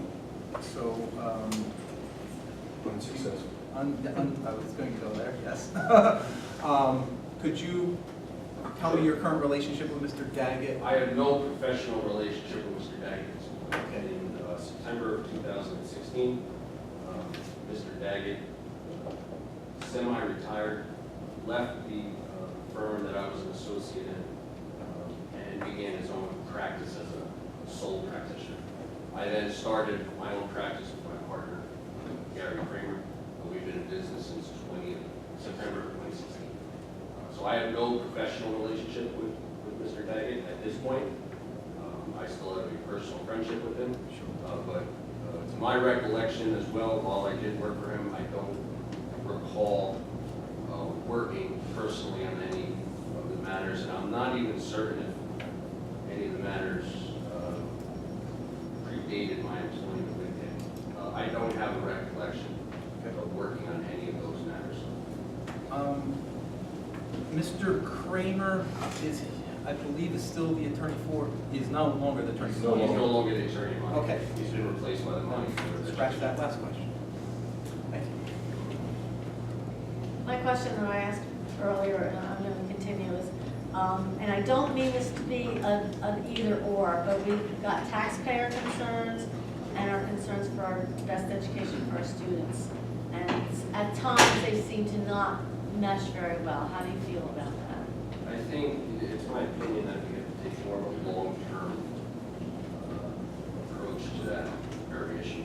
I think a lot of people who are concerned with their annual tax rate changing, going up, and I think that's in the long term is probably not helpful, not only to our students, but also citizens as well. I think it's important that we provide every opportunity, every advantage to our youth, to our children, to get the education and training they need to succeed in the 21st century economy. Now, that being said, I'm not saying that we should take every single dime we can get our hands on and spend it, right? I think it has to be carefully looked at. Each dollar spent has to be looked at. I think it has to be looked at under the eyes of, will this help our children to succeed in the 21st century? If the answer to that is no, then I think it's something that has to be reconsidered. If the answer is yes, I think that's something that has to be pushed forward. I think, again, we're looking to educate and create the workforce of the future. That workforce will affect the tax base of our communities, whatever communities we work in. So I think the short-term focus probably hurts us in the long run. But again, I would look at it as whether or not whatever dollar is being spent, whether it's student activities, labor, or other activities, how will that benefit children in our school and becoming actively or becoming qualified for 21st century. Thanks. You kind of already answered this, but what do you think are the major challenges of this school, this board is facing? Well, I think the number one challenge, and from what I understand of the numbers coming up, I think the challenge is going to be continuing drop enrollment, or at least leveling off and not increasing. I don't see the way the current administration is going. I'm not too certain whether or not there's going to be a change in state funding for schools, or if it does change, how much that's going to change. I think the drop in state funds is going to continue at least for the near future, and that's going to put this board in a very tight spot. It's going to be difficult losing that state money. Again, I don't think based on the demographics we have now with 5 Senate districts that is going to change that much. It may get worse. So I think that's the number one issue right now. I think Mr. Dunn asked this with Mr. Shrillo, but I'm going to ask it. I actually know the answer, but I'm going to be transparent that I'll ask everybody, is there anybody that you have a relationship with that you know in your family that is involved in a union that's involved in education? My wife is a middle school teacher at Mount Olive Township Middle School. She teaches the middle school special education, and she's a member of the Mount Olive union. Yeah, so you would, just like I can't negotiate, you wouldn't be able to because of your relationship with his wife, right? Yeah, so I just want to be transparent about that. That would be the only direct family. I mean, I have cousins that are teachers, but other than that, the nearest family member, my wife, is a member of the Mount Olive. That's all I have.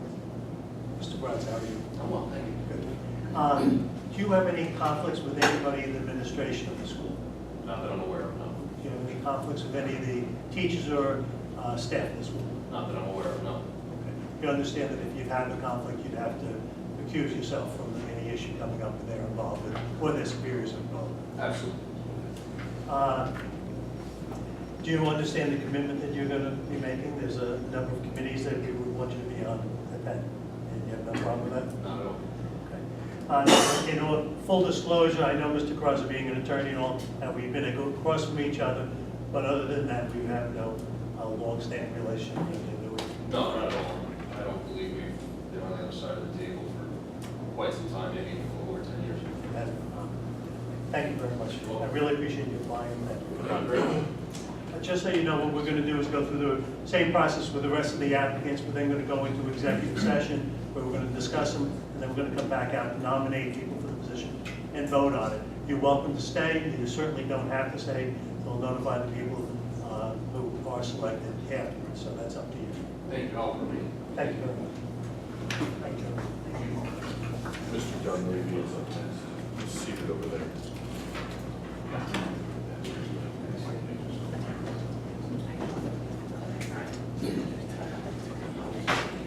Mr. Dunleavy, would you like to start?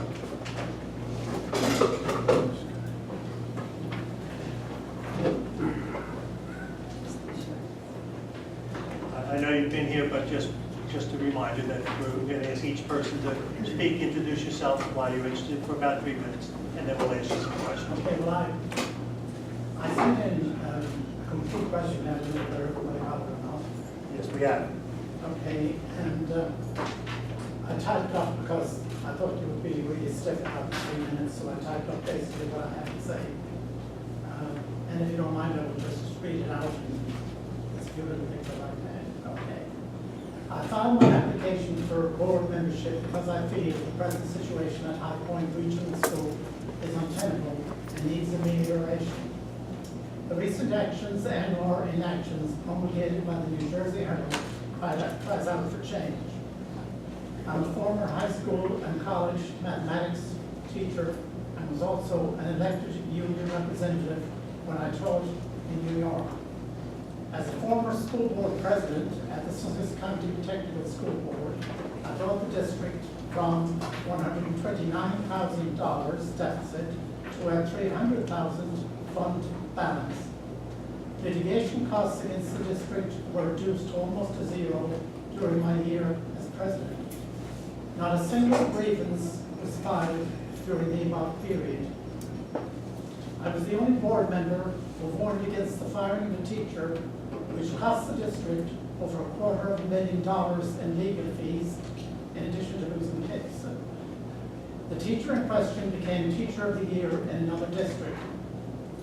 If appointed, I would pay serious attention to taxpayers' concerns and would not just sit back at board meetings and listen to the usual speech from the school administrator about how wonderful everything is. I would pay serious attention to finances and how best the money is spent. Putting essential programs for students while raising the salary of the superintendent should be obviated. The hiring system of teachers, some poorly qualified or not qualified at all, needs serious attention. Administrators and former board presidents deliberately ignored the law with impunity and deliberately ignored open requests, even when ordered to produce documents by the state. These actions should be consigned to history. Just one or two other things if I have another minute or two. I did voluntary work at Waterloo Village, actually for a few years. At that time I'd given up teaching and I was an officer of the West Merchant Marine. And I did the same at the Juvenile Center. Well, I was a math teacher there, but I volunteered first. And then the Juvenile Center closed. I was only a part-time job. I was on Governor Murphy's Transition Education Committee, and I don't know why actually. I just got the word that I was selected on it, and I even went back with an email and asked, were they sure that I was being picked, and I said yes, and I asked why, and the person didn't know. But anyhow, I was on it, and I gave my opinion, but I was just one of 21. My original education, well, I'm Catholic school educated, but where I came from, the Catholic schools were public schools and everybody recorded them because the government paid for everything. I went to the City University of New York where I got a mathematics degree. Then I went to Long Island University where I got a master's. And I took about 40 additional courses in mathematics. I'm also a licensed Spanish teacher, but I've never been one. That comes from my time spent in Latin America. And I'm ready for questions. Thank you. Anthony? I'm going to ask the same question. Why now and not November did you decide to?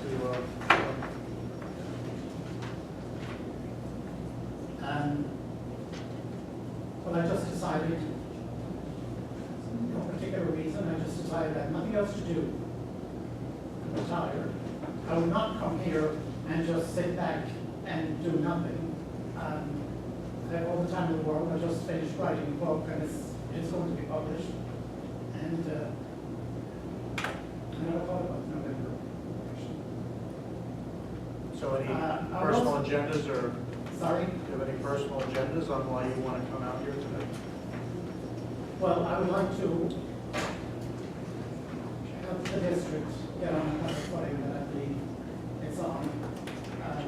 I have done volunteer work before at Waterloo Village and at the Juvenile Center, as I said.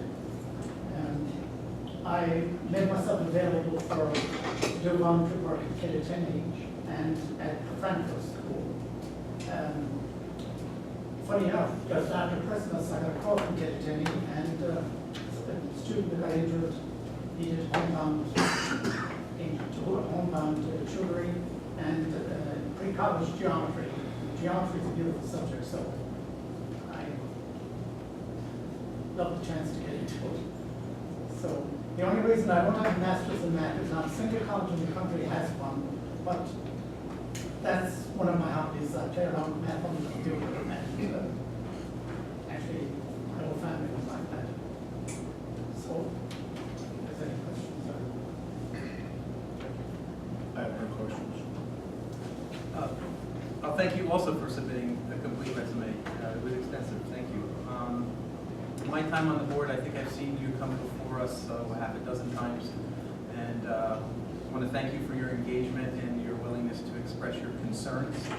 But my only question to you is, if you are selected as the candidate, how do you believe you could put your skills and experience to use to support this superintendent, our current staff, and the school in furtherance of our board goals and objectives as it currently stands?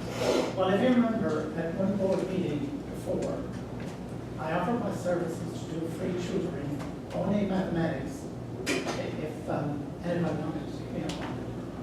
And nobody did at the time. Okay.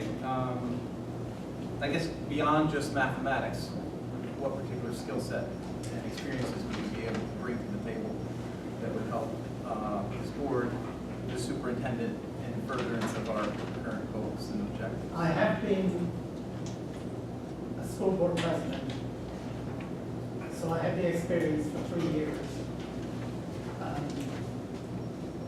And I took 18A very seriously. I read it in detail. And as I noted here, firing the teacher, I was the only one who voted against it. And did kind of well. Some members called me afterwards and said they should have listened to me. That's what cost the board. What else? Whatever I would do. My experience as a board member is that one voice can often, particularly if it's a voice that stands aside from all others, can be easily isolated. What can you tell me from your skills and experience where you've used them to seek compromise or consensus in a group of people or a board or something similar? Well, I had to do it on the board when I was on the board of the tech. So I did work with board members. It was difficult at first because right after I got on the board, there was charges filed by the then board president and the assistant board president against the superintendent. And that was my first experience. They wanted the superintendent fired. And fortunately, when the meeting came up, there was a board member missing. And I was very new at the time, and I spoke to the county superintendent of schools at the time, and I voted against taking action against the principal because I thought it was a very small issue. He discussed something about the contract with the union, and I didn't think that was any reason for taking drastic action against the superintendent at the time. Thank you.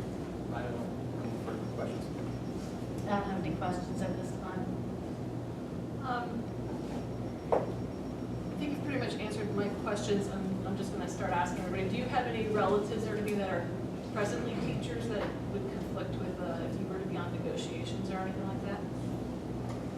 No. Not around here. I have been here for almost 30 years since this family.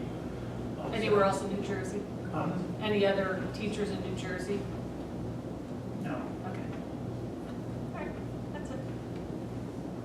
Hi, Mr. Dudley. Do you have any conflict with any of the administration here? When I say conflict, where you have a familiar relationship that would put you in a conflict of interest? Sure. I just said an accident. I was out putting a 3 in my field and I actually fractured some ribs. Oh, no. Well, I believe in veracity. And I worked here years ago. And at the time, well, I was a merchant marine officer and I had a lot of vacation. And I actually, I got a security clearance in the first Iraq War. I'm not going to say what I was doing, but I was working on special, I'm not going to say. But the head of the math department in this school, she was doing some clerical work in the room as I was teaching a class, a math class. And she asked me at the end of it if I would be interested in maternity leave, in filling in. And I said yes, I would. And so my name went forward. And then the school, they didn't hire me, but it didn't make much difference. I wasn't worried about that. But they hired a teacher that was not a qualified math teacher, and which, of course, was against the law at the time, but it happened. The other thing is, I applied to do substitute work here because I had nothing else to do. And I got rejected. I looked at the file, and there was nothing in there. But your superintendent now decided he just didn't want me. And Mrs. Anderson, I thought was a little bit off with me the way she spoke to me during the meeting. She more or less said, "We just don't want you here." I applied to 5 districts after that. 4 of them interviewed me, put me on their list, and the 5th one put me on the list without an interview. And well, I was still on 2 of them, Frankfurt and Kittatinny. And as I said, I'm doing the home teaching at the moment in the college junk. So I don't see any reason why your superintendent just didn't want me. I don't know any reason whatsoever. But the board didn't do anything. That's why I have to admit I'm glad there's a change. That's about all I can say about it. But I have to be careful. I'm not going to come in here and start anything with the administration. I'm going to come in here to see if I can ameliorate things. Thank you. Do you have any conflicts with the teachers or staff at the school? And when I'm asking you conflict, I'm not talking about a personal conflict. Conflict where you have a relationship with them that would make it difficult for you to make an independent decision. I don't know any teacher at the school. And none of the staff either. And what do you think the relationship should be if you were a board member? What do you think the relationship should be between your board members and the administration? Well, they should be able to get on, but the board should seriously look at what's going on, which apparently has not been done in the past. Assuming the New Jersey Herald is correct, and I do like their reporting, I think they've done a fairly good job. And what was I going to say about that? But I think the way things went on, 4 years without an evaluation, which is obviously a violation of the law, I think was totally ridiculous. All right, that's all the questions I think we have for you. Thank you very much, and thank you very much for applying, young lady. Okay, I think you understand that we're going to go through the interview process and then go into executive session to just evaluate. Oh, I was going to say, I'm sorry I didn't put the other one, but I didn't, my notice was about to appear at 7 o'clock. Okay, well, for the interviews, the public notice was that there was a public session. It was training only at 5 o'clock. Thank you very much.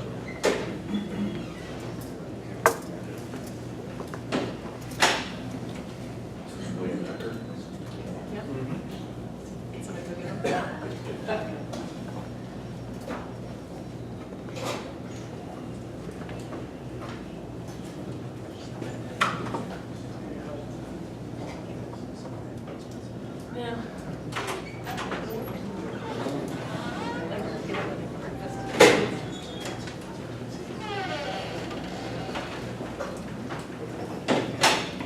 Good evening, Mr. Chairman. How are you?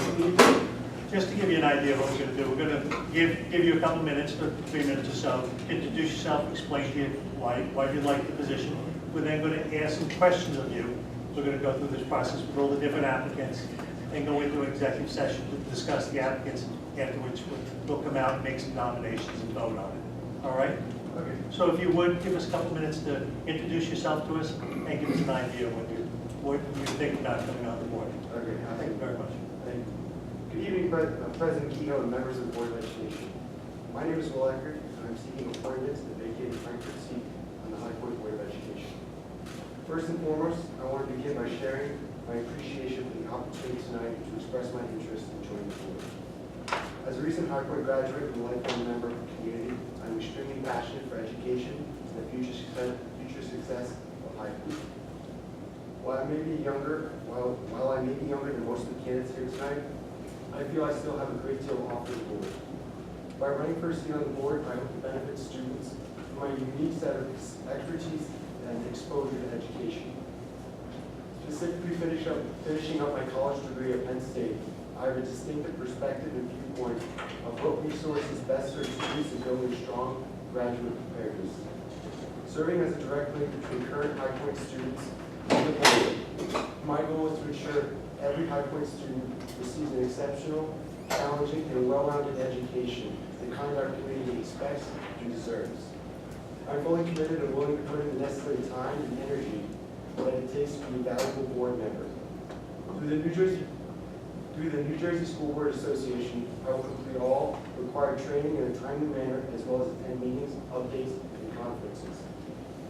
My family's involvement with High Point is a tradition stemming back to the school's beginning when my grandfather, Charles Ansbach, was one of the original teachers here when the doors first opened in 1966.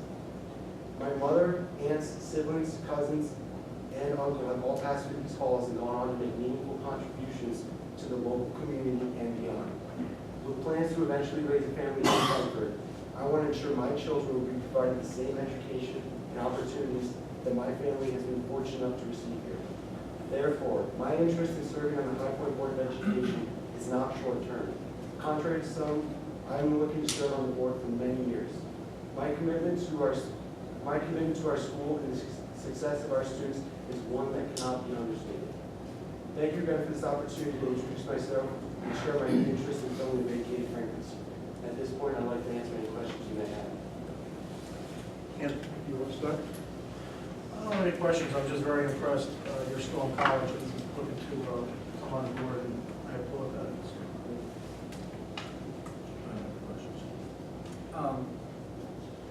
Yeah, I want to thank you for putting yourself forward. That's it's commendable to have that desire to serve and volunteer.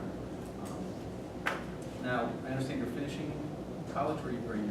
Yes, I will be graduating this semester early in the fall, so I will be done this upcoming December. Okay. Give me an example of an experience in college, be it an internship or something, where you've had to work with a team to achieve some end, Sure. to overcome some obstacle, and one that was difficult and challenges that presented. Okay. One of the clubs that I joined while I was at Penn State is a corporate innovation entrepreneurship society, where we basically work in teams to solve case study challenges. So we'll be given some real or some fictional case study examples where we have to determine how a company can work around a problem or a situation that they're dealing with in ways that they can resolve the problem. An example would be, we actually did one for Nike when, I don't know if you guys are basketball fans, but Zion Williamson broke the shoe, the Nike shoes. They actually had a problem in sales with people buying that shoe. So we looked at the case in the budget and figured out how they could pull money from other streams of revenue to fill that gap. Were there people on the team that felt one way, and perhaps you and others felt a different way? And for the most part, because we've all decided to join this club, we generally have a similar interest and goal. Obviously, in every situation, there's going to be people who have different viewpoints, but working together and just maintaining a responsible and respectful manner to each member of the group, we're able to manage to deal with any situation that arises. thank you. Hi. In terms of being a recent graduate, and you are a recent graduate of the school, what kinds of goals or where do you see your input as being so recently out of here as helping the current students as a board member? I think as a recent graduate, I have the ability to see through my time spent here, my 4 years spent here, what programs and things are more valuable than others, where the school puts money can be, or where the school decides to put money, which programs and resources seem to help me and help other students and fellow classmates that I've had, versus what programs and resources we necessarily didn't take advantage of and didn't feel were maybe the best choice to use funds with. I have one more question. So you're graduating in December? This upcoming semester. So this term runs Yes. through No, that? Yes. And will you be around? Absolutely. Okay. Absolutely. I'm here tonight. Yes, yes, you are. It's impressive. Yeah, that's my question at the time. So what do you think some of the major challenges are that we're going to be, that we deal with as a board? Coming up? The biggest obviously is the state funding. Like this is the first year that we think it's reasonable to take a decrease for the next 6 years. So filling that gap is obviously first and foremost how we deal with the less state funding and ensuring that our taxpayers don't have to shell out more and more money every year. Because it's only compounding from here on out, which we're not going to get with the state. And just for transparency purposes, do you have any immediate family members that are in an education association? Immediately, no. My mom does have a cousin and a brother-in-law who works up here, so basically I would have to abide by the code of ethics set by the New Jersey State Board Association on what strictly voting rights I would and wouldn't have in certain situations. Right. Okay, thanks. Yep. We don't know each other, right? We have not met before. Did you say Coach Ansbach? You related to Coach Ansbach? He's my grandfather. He's your grandfather. Coach Ansbach. Well credited. I did know Coach Ansbach. He was a wonderful human being and a real credit to the school. So, yeah, it was. And did you say you go to Penn State? I go to Penn State, Okay, yes. now, so we didn't know each other. I did not wear this in support of you. You do an excellent taste in schools, but I did not wear this in support of you. The main question I was going to ask about a relationship with any teachers or do you have any relationship would disqualify you ethically to vote on anybody in the administration? No, absolutely not. But in the teachers or staff, you might have conflicts? Again, the only relationship I have is my mom's cousin and her brother-in-law. Okay, so you would have to recuse yourself of those, and you understand that? Yes. And if you're on the board, what do you think the relationship should be between a board member and the administration? No.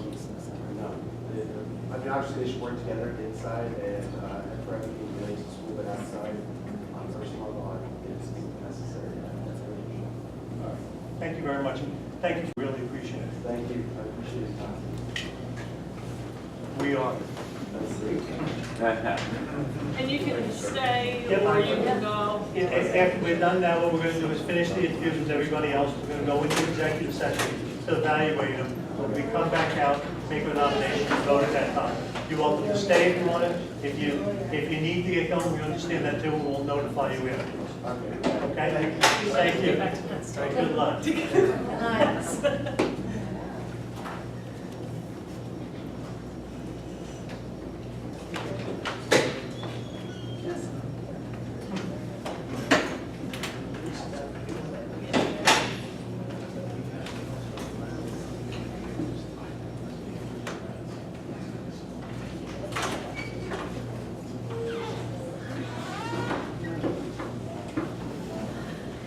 You can stand or sit. Thank you, sir. There's also some water. But you There's can also- say, no? That's okay. Well, as long as you can see me over this, I don't have a problem.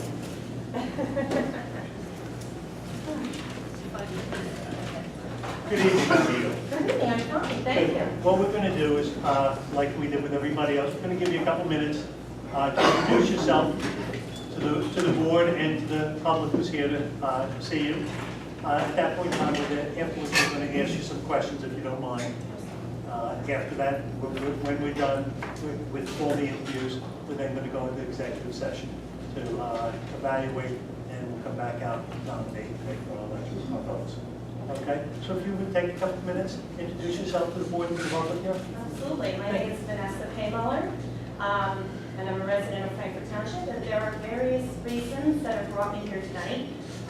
First and foremost, I'm a proud 1997 graduate of High Point Regional High School, so I've seen an evolution at High Point over the past 20 plus years, and in recent years, I've heard nothing but wonderful and exciting things happening here for the students, and I'd like to see it continue in a positive direction for them. Secondly, on the t-shirt, I've been in New Jersey public schools for over 17 years, so I understand the responsibilities of the Board of Education to make decisions concerning standards, curriculum, and instruction. I also have my master's in administration and supervision, so I understand things from Dr. Ripley's point of view, as well as having a background therein in my studies in school finance and in school law as part of that program. Also, as I mentioned in my letter to you, I am currently pursuing my own certification in school business administration. So as that continues to move along, I will have a greater understanding from things from that perspective. But finally, I'm a lifelong resident of Frankfort Township. So I have a strong interest in doing what is most fiscally sound. Overall, I clearly have a passion for education, for helping future generations, and doing really what is best for the children who come here each day.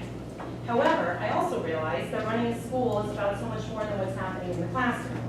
It's about funding and personnel, busing and school lunches, buildings and grounds, just to name a few of the concerns of the Board of Ed.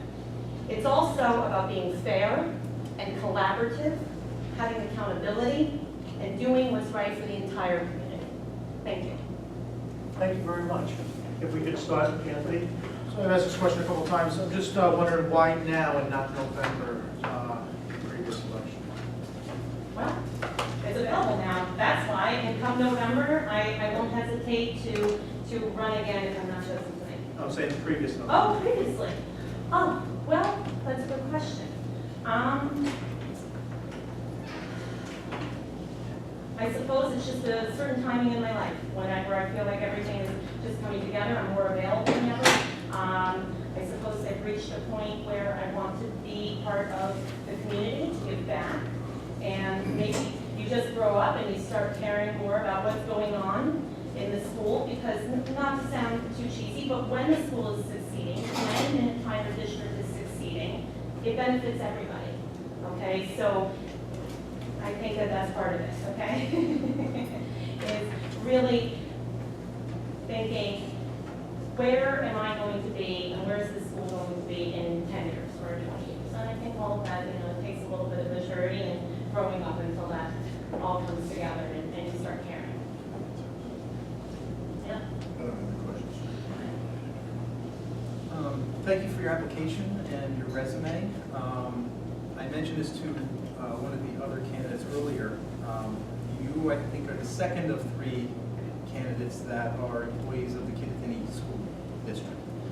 And I think how I put it to that gentleman was there's potential of that becoming a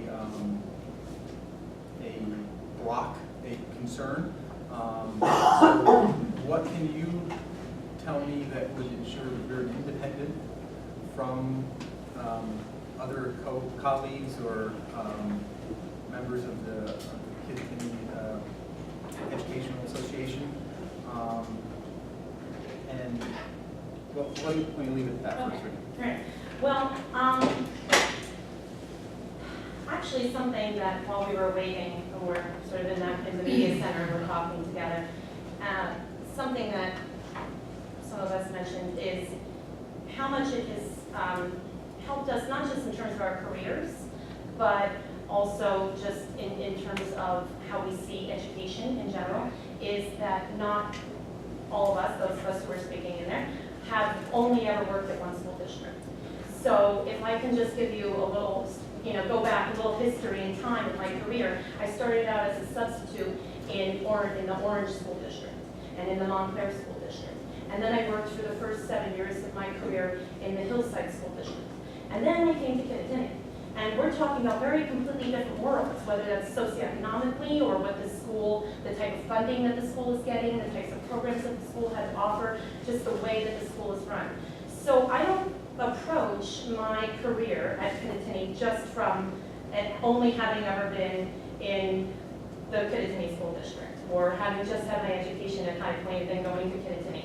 I've sort of been out there in the world and have a more holistic view of things. So that's the first thing. As far as coming here, and this sort of goes to your question as well, I'm not coming here as just a teacher. That's why I mentioned it tonight as only the second reason of 5 reasons why I'm here today.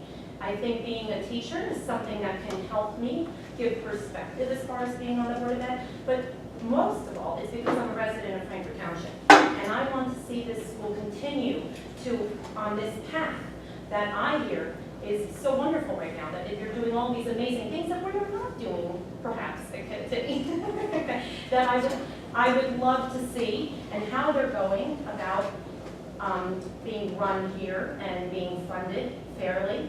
And those are my main concerns. My main concern is being a member of this community and doing what's right for the entire community. For these people who are here tonight who are also members of the community, whose kids go here, doing what's right for them. But my being a teacher is just here, I just think of it as one of 5 reasons why I'm here tonight. That helps give me perspective. Thank you. Yeah. I don't really have a question, you've answered all my okay. What do you think some of the major challenges are that we, as a High Point board, are facing? Well, I think that the greatest challenge that maybe is not unique to just High Point right now, but to all schools in the area, is funding. And that is running schools such as yours on the budget and the budgetary concerns, the challenges that are being presented now to many schools in our area. And I see that as probably, and I could be off here, I'll admit that, because I have not yet served on a Board of Ed, but I see that right now as being the greatest concern in terms of, like I said, how do we stay on this trajectory of doing positive things in this building towards helping these students. And like I said, in the end, that helps everybody in this room. It helps everybody who lives in this community. But how do you do that when the state is cutting our funding and that number could only increase over the next several years? I think that that's a grave concern, and I think that it should be a concern of all members of the community, and making sure that we are, as I said, doing what is most fiscally sound in this building. And again, that goes back to your question. I think part of the budget cuts this year is another reason why I decided to step up to the plate, because that's such a huge concern. Now you're a teacher, your resume doesn't really say, like, what kinds of other service things are you involved in outside of, well, your job? What takes up your time, and what other things in the community are you involved in? Not much. Besides being a teacher, which does consume, as many of you know, consumes way more of your time than you would expect when you first go into it, or that you think from the outside, or that a person who is not in teaching maybe perhaps does not realize. And again, being a teacher for me is one where I do consider myself a member of the community and supporting all of our activities at school. So I would find a way to fairly support both the activities here at High Point and those kids anywhere my job is. But those are the main things that I'm involved in right now. And again, I am, as I stated earlier, looking to start to give back to the community. I think I'm at a point in my life where those things have started to take greater value for me. So At this current time, there's no other overwhelming community activities that I'm aware of. And we know you can't part of negotiations, so I don't, nope, that's it. Just a couple of questions. Okay. Do you have any familiar relationship or anything with anybody on the administration that would put you in a conflict of interest in dealing with? And in the administration here? Yes. No, not to my knowledge, absolutely not. How about with the teachers or the staff? Besides there being maybe some familiar faces from when I went here, that's about it. But to be honest with you, I'm not even sure who still works here at High Point. No relationship? I would remember, absolutely not, no. No. If you were a board member, Yes. what do you think the relationship should be between the board and the members and the administration? Collaborative and fair and open and honest, but also one where I would assume, as I've seen throughout my career, where everybody's own personal experiences and opinions are honored and valued and respected. But other than that, I'm not sure, to be honest with you, that it's one that goes much beyond that in terms of getting too personal. I think that that's why these positions are public positions, and other than what's happening specifically tonight, these are publicly elected positions, right? So I think that what you bring to the table, again, are your own perspectives, your own knowledge, your expertise, and representing your fellow community members. But I don't know if it's one that has to necessarily be too familiar. I think at the end of the day, you go home and you just hope that you've done right by the decisions that you made at that meeting. One last question, if you don't mind. In the winter during the wrestling season, which side of the bench the gym do you sit on? I knew you'd ask me that tonight, because I don't know if anybody's in here tonight who knows that I'm a proud member of the Kittatinny Wrestling Fan Club. But I said, that's going to be the one thing that they might hold against me, right? Well, that's a very good question. Maybe I would remain neutral. No, of course, if I was coming here, I would proudly represent High Point. Thank you very much. As I think I said before, what we're going to do is finish the interviews with other people, go into executive session, evaluate everybody, we'll come out of public session where we'll nominate and vote on people. Okay, thank you, and I'm welcome to have a seat. You're welcome to stay or go. Thank you. Good night. Bye. Good to have you. Yeah. Okay, thank you. Thank you very much, everybody.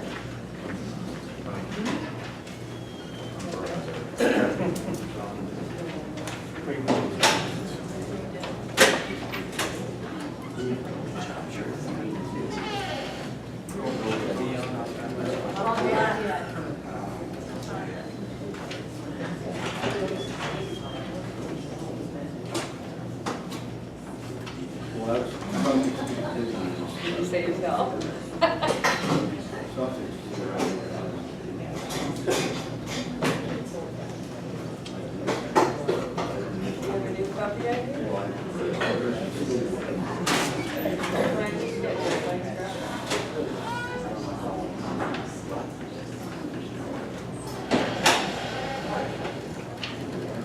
Good evening.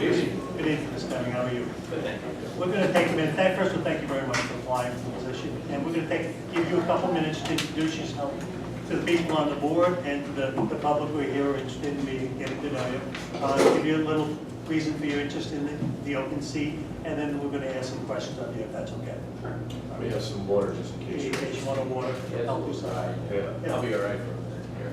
Thanks. Okay. So my name is Todd Deming. I live in Lafayette, obviously. I happen to be in the community for 20-plus years, graduated here at 5 Point. My three sons have passed through the system here and done very well. Appreciate Mr. Ripley and his teaching years back. And my daughter is here now as a freshman. So we appreciate the school, and we look forward to the quality and success of the school, my wife and I. Looking to be on the board to just serve like probably all of you were. So, the community of Lafayette is one that maybe needs to be communicated with a little bit more. I'm looking forward to trying to help you guys in a way that would be more public relations oriented, getting the word out about the the good things of 5.8 trillion, there's enough negative written, and the negative may be true. What has to be taken care of has to be taken care of. But I think there's a way to promote the school in many different ways. So I've been in business a long time, 25 plus years, and I can look at most of the numbers that you got there and have good reason, good common sense, and looking forward to participating and helping work. Questions? Thank you. Anthony, do you have any questions? I have no questions. I have no questions.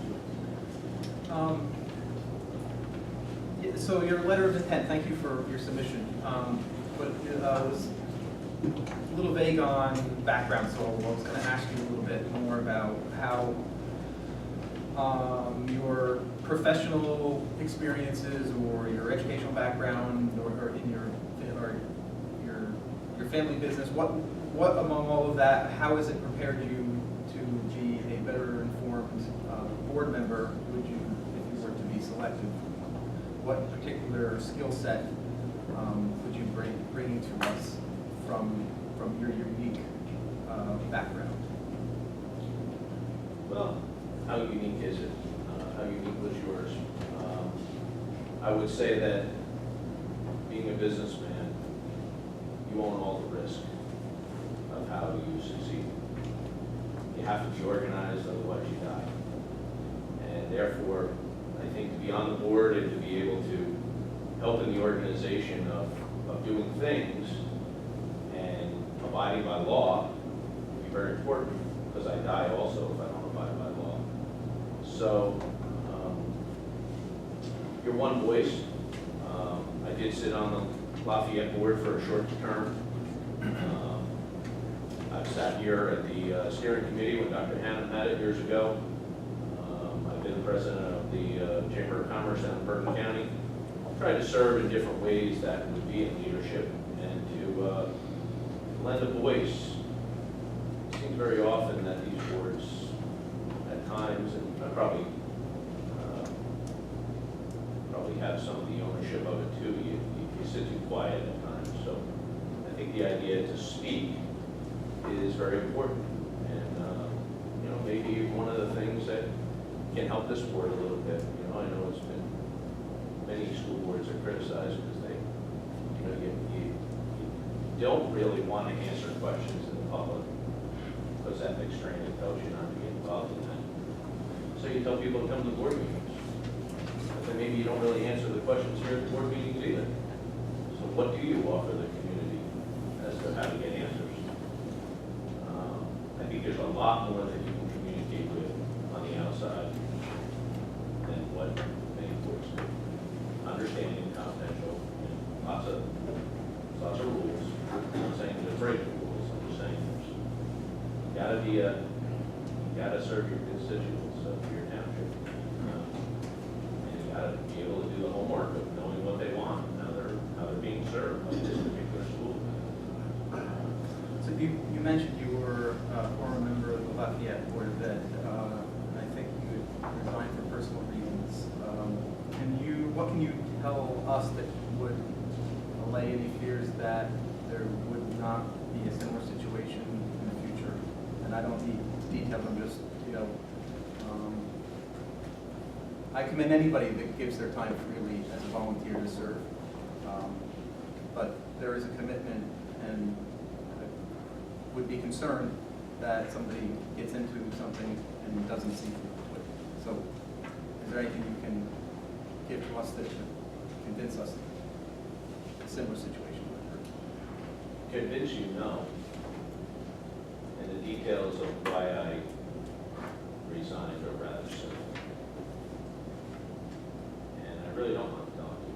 So I served on the Lafayette board. I've been very involved in lots of different aspects. I've been very involved in what you're doing here behind the scenes.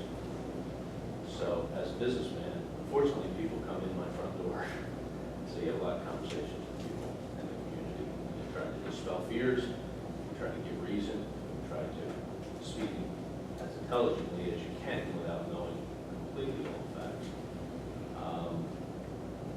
I was on the board there, and my daughter-in-law wanted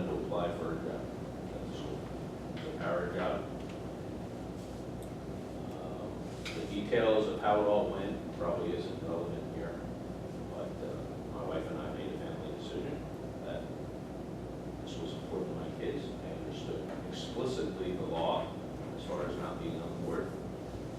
I said, oh, that's it. And I went to go back on. And I ran a second time. And you might go over it about the special election in Lafayette had that, because we had a tie score. And I'm standing before you today, sir. So, to convince you, you'll have to make up your own mind there. I will serve well. Hi. My question is about the balance of the needs and wants of the constituents, the tax issues that we're facing, the funding issues that we're facing, and the fact that we want to provide the most excellent education for the students that come through here, as we did for your boys, as you hope that we are doing for Kaylee, and how do you view that happening?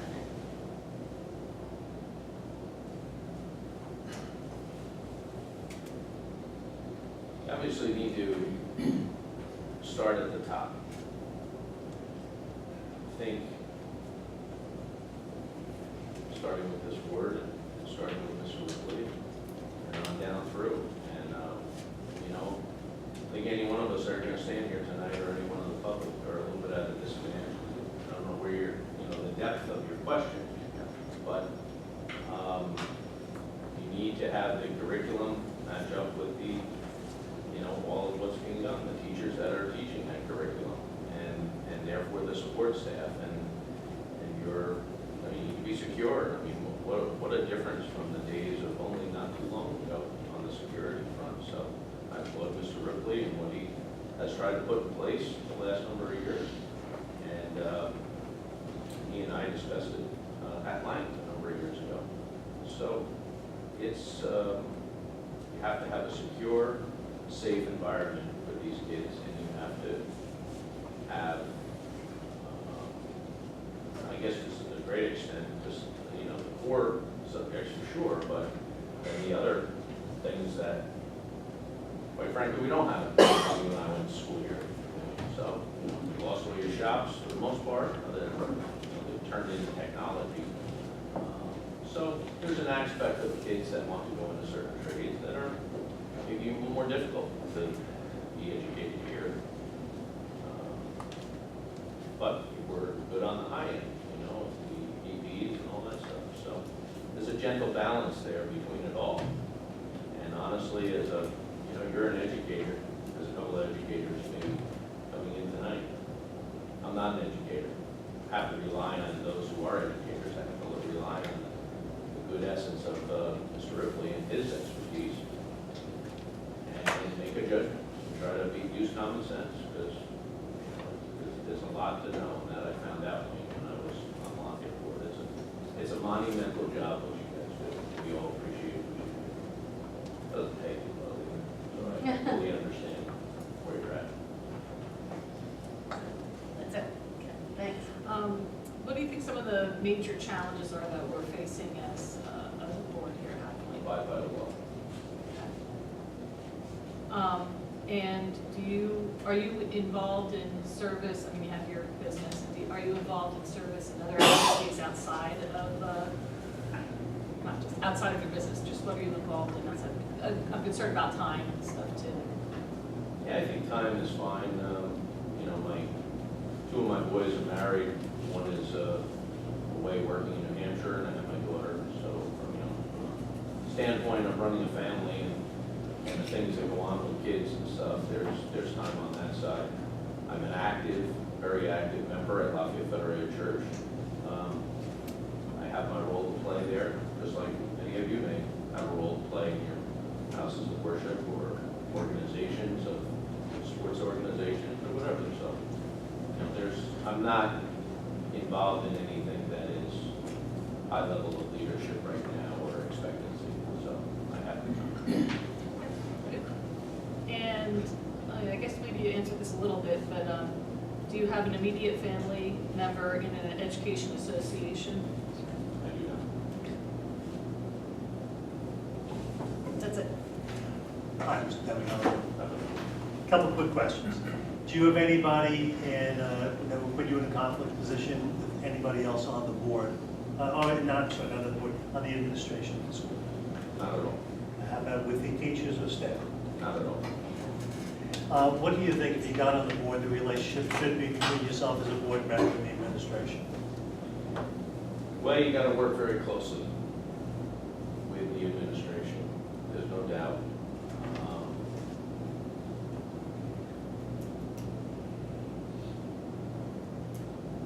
I have been, administration, you're talking the superintendent. Well, he leads the administration, sure. That would be your prime interface. Mr. Ripley is a friend of mine. I appreciate his service here.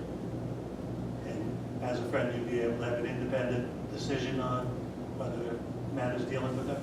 If anybody has read Facebook or anything else, they will realize I can have an independent opinion. Okay. Not a problem at all. Thank you very And much. he probably realizes it too, but I'll still call myself his friend. Thank you very much.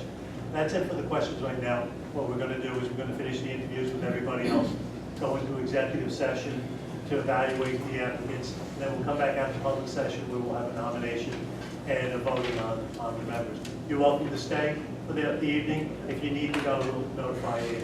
I'm very well. Thank you. Thanks.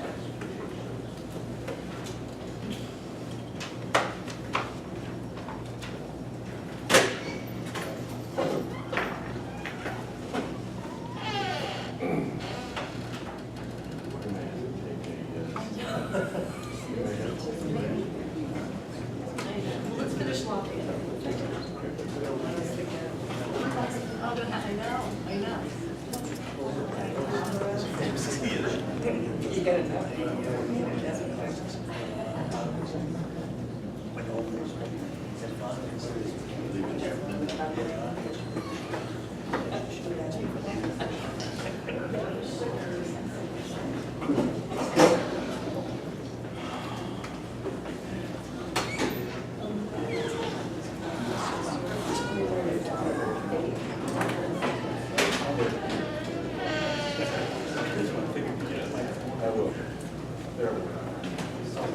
Everybody's choosing to stay in the result of the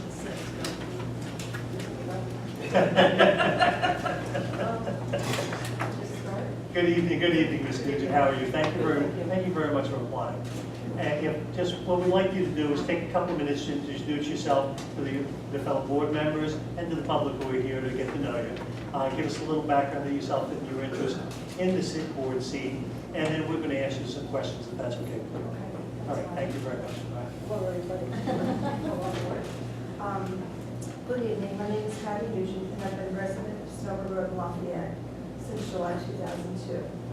I was raised in Roselle, New Jersey, and spent my summers at Palmsville Lake in Stillwater, where I moved in September 1977, as I was hired as a special education teacher at a private special education school in Blairstown. I was fortunate to be hired by Kittatinny the following October and have been there since. I plan on aging out this June with 5 of my super senior students for doing the same. I volunteer in various community functions as I believe in giving back to the community.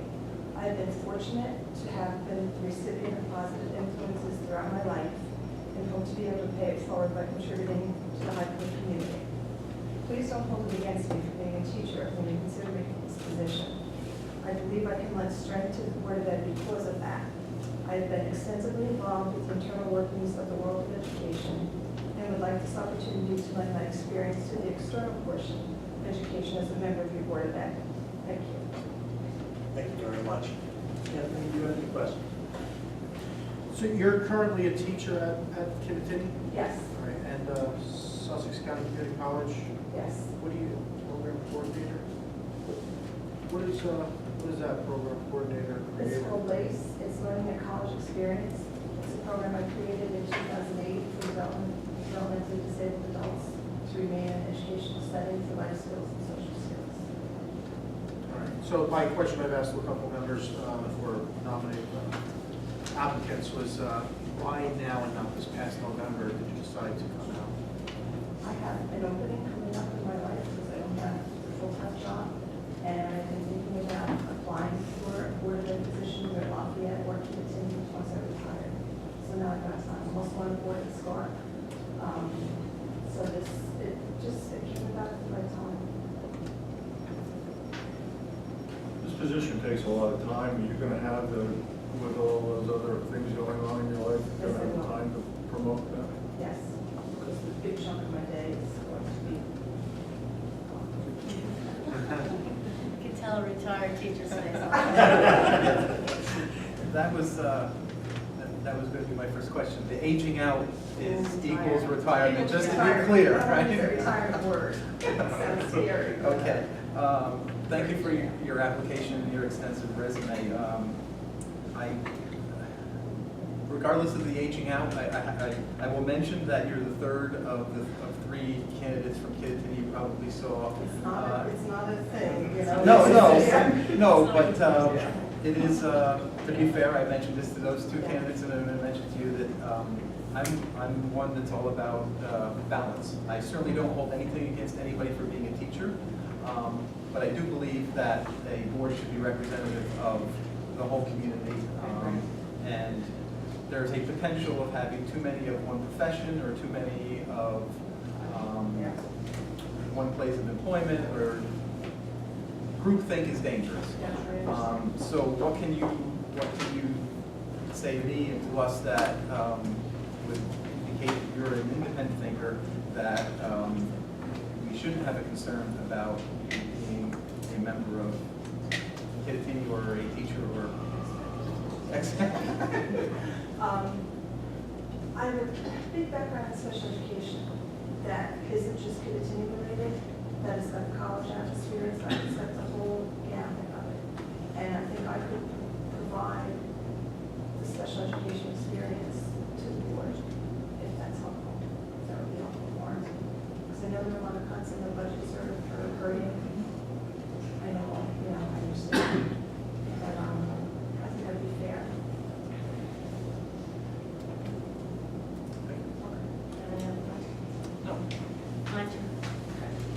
My question is about the problem we're having with and programs, and the fact that taxpayers don't really like to pay a lot of taxes, but our students need programs. And how do you view that balance?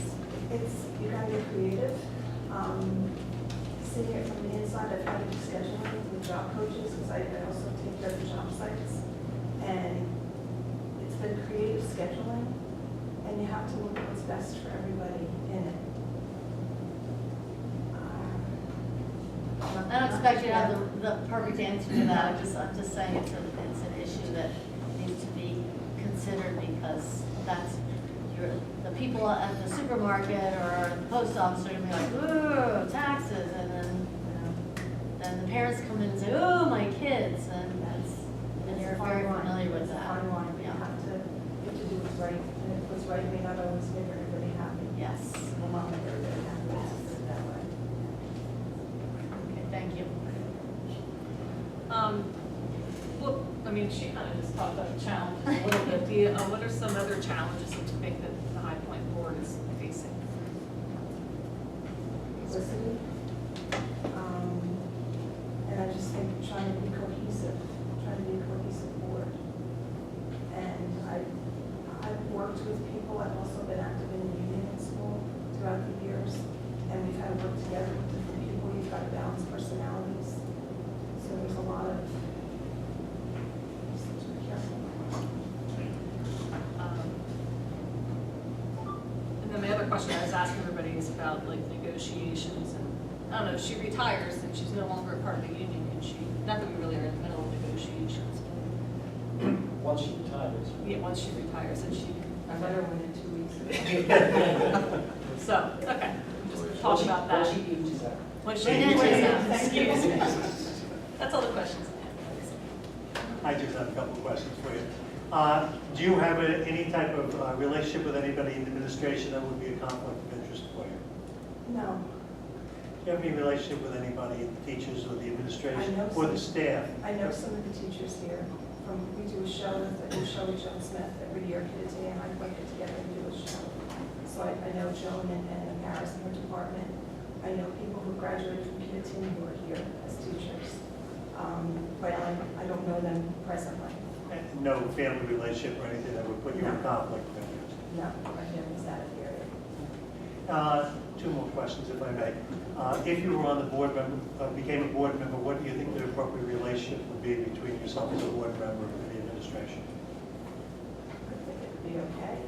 I've not had trouble with our administration as a teacher, so I hope it would continue that you look at everything first before decisions are made or opinions are made.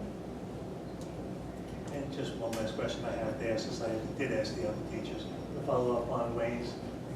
When the winter comes and it's wrestling season, which side of the gym are you going to sit on? I can't answer that. I won't be here. I won't come, no. John Gillian, you know, it's Well, I could have asked you, who's a better coach, Gil or Scotty No. All right, well, thank you very much for your time. Just to let you know, we're going to interview the rest of the candidates. We're going to then go into executive session for a while to evaluate them. We'll come back out to public session where we'll nominate and go into different candidates. You're welcome to wait around at the evening. If you need to go, we'll communicate with you right afterwards. All right? Thank you very much for applying. Appreciate it. And at this point in time, we're going to take a 5-minute break. Some people may need to use the facilities or stretch their legs.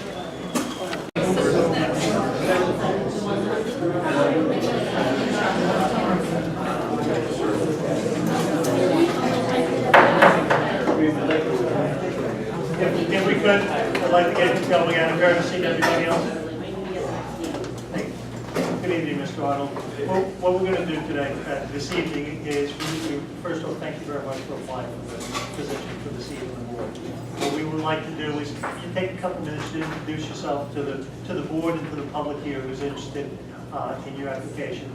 And after 3 minutes or so, whatever time, you don't have to use that much time, whatever you feel comfortable, we're then going to answer some questions, if that's all right with you. Sounds good to me. Thank you very much. Please introduce yourself. Thank you, and thank you everybody for having me tonight. I appreciate your time. My name is Spencer Arnold. I'm a resident of Wantage, and as you can probably tell, a fairly recent graduate of High Point. I was salutatorian of the class of 2016, so not that many years ago.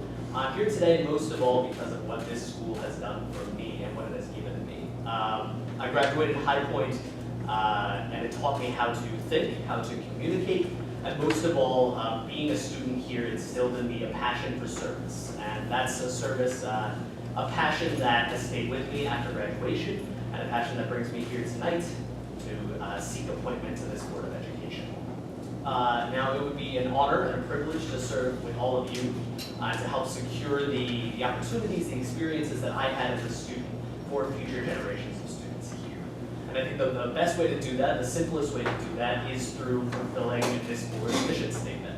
That is to prepare students to become responsible and productive members of society, and to do so in partnership with staff, families, and with community. And I believe that I'm in a good position to help further that mission. First and foremost, because while at school, at college, I've had experience in the Office of Admission, learning a lot about the expectations and the needs for students who are college bound. Coupled with that, my recent graduation and my closeness to the current class of High Point means that I will put the needs and the desires of the students first and foremost, which I think is important, and that's part of our mission here.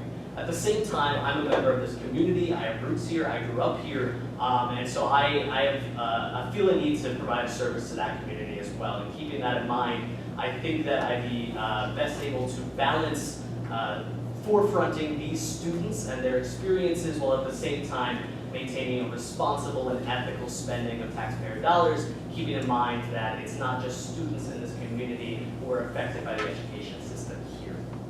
Now, I believe that I am in a unique position because of my closeness to the student body, where I am able to strike that balance and provide representation for those students and for this community, and to be a bridge between that community and this board.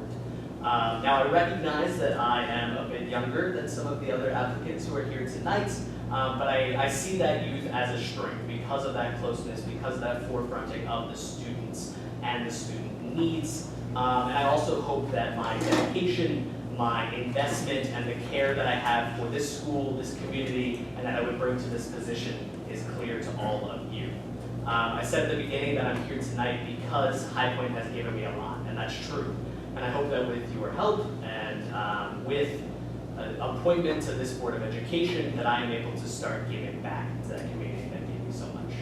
Thank you. Thank you very much. Anthony?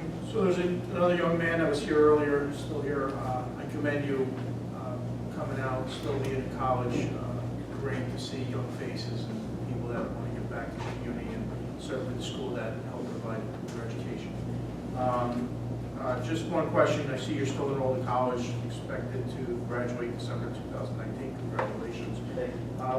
Will that be a conflict with getting the meetings and we have committee meetings and also the monthly meetings? Right, and no, it will not. So as far as what I'm doing this summer is already in my plans, just in case this does end up happening. And then going forward after graduation, I also plan on running November either way, whatever happens here tonight, and planning to be here in Sussex and to have that time and the resources. So, that's what we do. Thank you.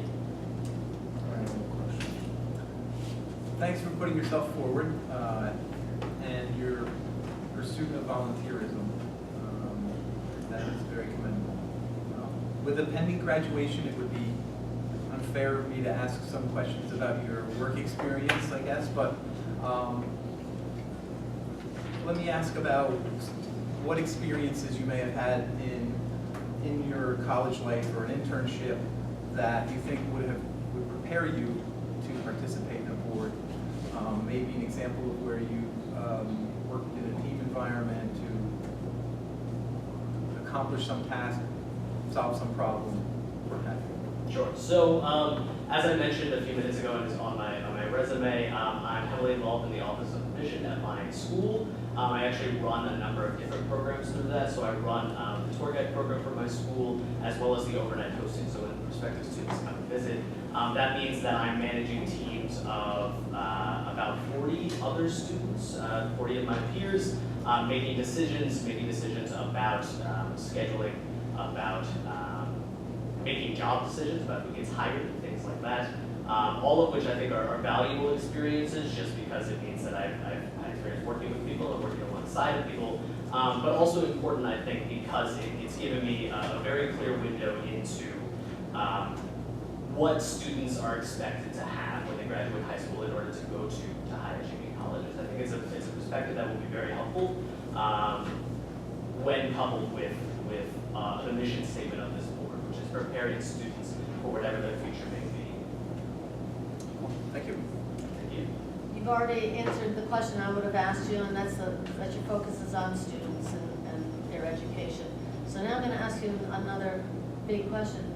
If I'm going to be prejudiced against you because you're so young, dissuade me. Right. So I think that I think first and foremost it's important that this board maintains a connection to the student body. It's something that is outlined in the mission statement. It's something that means that the experiences of the students come first and foremost. And I think because I'm so close, because I'm such a recent graduate, I have kind of a unique perspective on that, which is helpful. It also means that regardless of, besides that, so as my youth is kind of an advantage for me, it also means that I have a deep sense of responsibility towards this community. I care a lot about the students that come through here and where they end up. So I think that amount of caring for the student body is my dissuasion, or my attempted dissuasion. All right, you did good. Yes, thanks for running. You touched on a few things, but what do you see as some of the biggest challenges that we as the High Point are facing right now?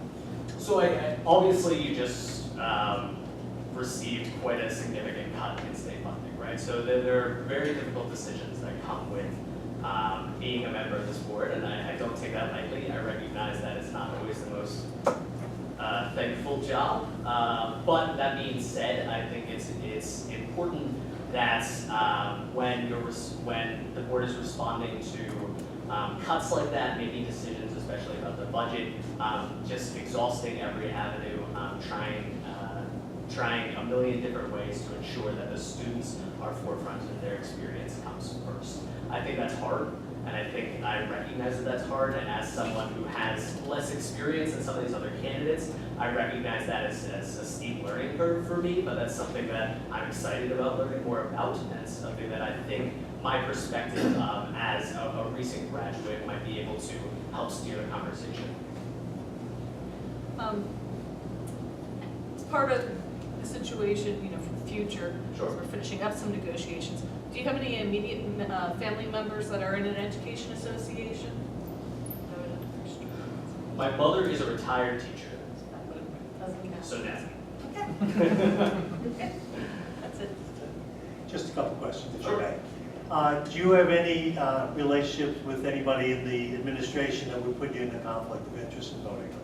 I do not. Do you have any relationship with any of the teachers or staff that would put you in a conflict of interest in voting on? I do not. And what do you think, if you become a board member, your relationship should be with the administration? It's a good question. I think that it's important to recognize that part of the board's responsibility is deciding contracts and deciding administrative contracts. So that's something that, so obviously maintaining professionalism is important, maintaining a sort of distance. I think that one of the things that I think qualifies me is just that I am an independent voice, mostly focused on the students. I don't have any ties to any of the administration or anything like that. So I think it's important to remember where our priorities are. Thank you very much, Mr. Arnold. If you would, what we're going to do is we're going to finish interviewing the rest of the applicants. Afterwards, we're going to go into executive session where we'll evaluate the applicants. We'll come back out to a public session where we'll nominate people that we take a vote. You're welcome to stay. If you need to go, you're welcome to go. Also, we'll contact everybody at the end of the vote. All right. Thank you very much for your time. Thank you. Thank you.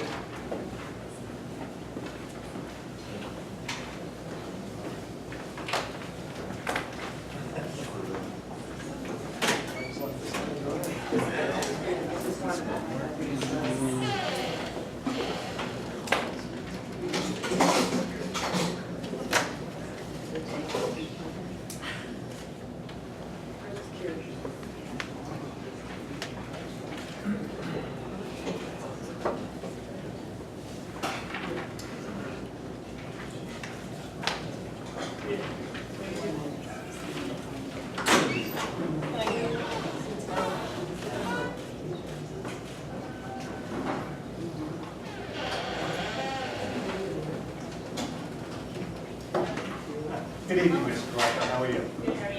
First of all, thank you very much for applying for the open seat on the board. We really do appreciate it. And just to let you know what we're going to do is we're going to ask you to take a couple minutes to introduce yourself to the board members and the public who's here to get to know you. And then after you're done introducing yourself, if you don't mind, we're going to have a couple questions for you. All right? So if you would introduce yourself to the board and the public who's here. Sure. Good evening, my name is Angela Marco. I've lived in Sussex County for 22 years, and I currently live in Wantage, where I've been a resident for the last 13 years. I have 2 children in the Sussex Wantage School District. My son is in 5th grade, and my daughter is in 8th grade, so she'll be here at some point next year. I have volunteered in my children's youth sports programs, have been a parent volunteer for my daughter's Girl Scout troop, and I volunteer at school events and chaperone school field trips. I spent the past 22 years in the financial services industry. Most of that time, 15 years, was spent in corporate governance. My current role is in operational risk management, where I support my business partners in taking intelligent risk while increasing revenues. My years of experience have taught me the importance of transparency and stakeholder engagement and how that contributes to the effectiveness of the board. I believe my skills, experience, and desire to collaborate with other members of this board, the superintendent, the community, can bring about change that is needed so that we all can focus on the priority of providing the best quality education and high school experience for our students, makes me a qualified candidate for this position. So I thank you in advance for your time and consideration. Thank you very much. Anthony, do you have any questions? So I asked the question a couple times, why now and not this past November did you decide to come out for the board? Sure. So I have in the past considered being part of the Board of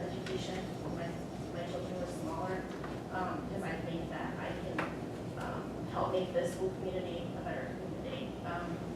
I previously had a position where I didn't have the time that's required, that's needed to be given to, you know, the effective member of the board. So recently I've seen things that have been going on, and I think that I can bring about the change that's necessary for the board and the community to have a better relationship.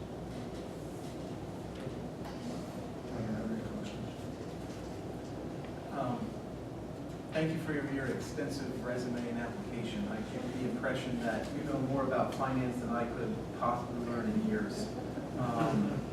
So, given that experience, do you think, what would you say is the most important skill that you could bring to the table for our board from your professional experience, finance or otherwise? Sure. So I think transparency and cooperation is very important. I think those two things. So I think transparency kind of brings about public trust, which I think that we need here. I also think that collaborating together, you know, a diverse group of people can make better decisions than if they were just done in silos. So I think everybody needs to work together. So I think I've done that 15 years, 22 years in the industry. I think that we all need to do it together. Hi, my question is about the balance, very delicate balance, and I don't expect you to have a really great answer because if you did, everything would be solved. Right. But the balance between our taxes and revenues, our funding, all that problem, and having a really great school system for your kids. Where do we go with that? Who's going to yell at you more? On which side of that coin? Right. So I think that you all make really hard decisions, and that everybody is not going to be happy with the decisions that the board has to make. I think if people understand that you're weighing all the options, that you are making thoughtful, time-consumed decisions, and that you're transparent about what you take into consideration and that you've thought about the implications of those decisions. I think even if somebody disagrees with you, they can still get behind you and support you. So like you said, I don't have the answer, but I think if we all work together and we're all transparent, I think that we can try and make the majority of the community happier. And as long as they understand, I think they can get behind it. Thanks. You're welcome. You spoke about time before, and I see that you work in Roseland right now. Would it be hard, you know, we have the evening meetings, would it be hard for you to get back for some committee meetings that are in afternoons? No, I'm pretty lucky in my current position that I have a lot of flexibility. I have a wonderful work-life balance. I work from home several days out of the week. I have the flexibility where I can do my job from home full-time if I needed to. So if I needed to leave to work early to get here, I could. It's only an hour, 15 hours, 45 minutes to an hour 15 if I really tried. No, it's tough when the traffic doesn't agree with you. Yeah, I mean, I worked in Newark for 19 years, so I get it. This is amazing. What do you think some of our biggest challenges are here as a High Point board? I mean, personally, I think I sometimes don't know what's going on here. I think that having the people in the community understand what's happening, how you're making your decisions, I think that's a big challenge you guys, that I see you guys have. Okay, good. And I've just been asking everybody this, do you have any immediate family members in any education association? In immediate family members, no. In spirit of true transparency, I have an ex-husband who's a teacher. An ex-husband. Yes. That doesn't conflict you then, that's. Yes, exactly. That's it, yes. Just a couple questions, if I may. Do you have any relationship with anybody in the administration that will put you in a conflict of interest with Lori? No, I do not. Do you have any relationship with anybody, teachers or administration or staff, that would put you in a conflict? No. If you become a board member, what do you think the appropriate relationship would be for you between yourself and the administration? I mean, I think it needs to be a working relationship. I think that there needs to be mutual respect.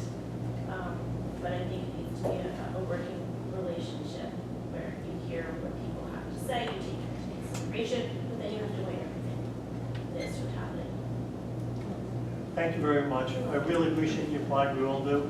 And just to let you know, we're going to finish the interviews with the rest of the candidates. After that, we're going to go into executive session, evaluate the candidates. We'll come back out to public session. We will nominate people for a seat and then vote on it.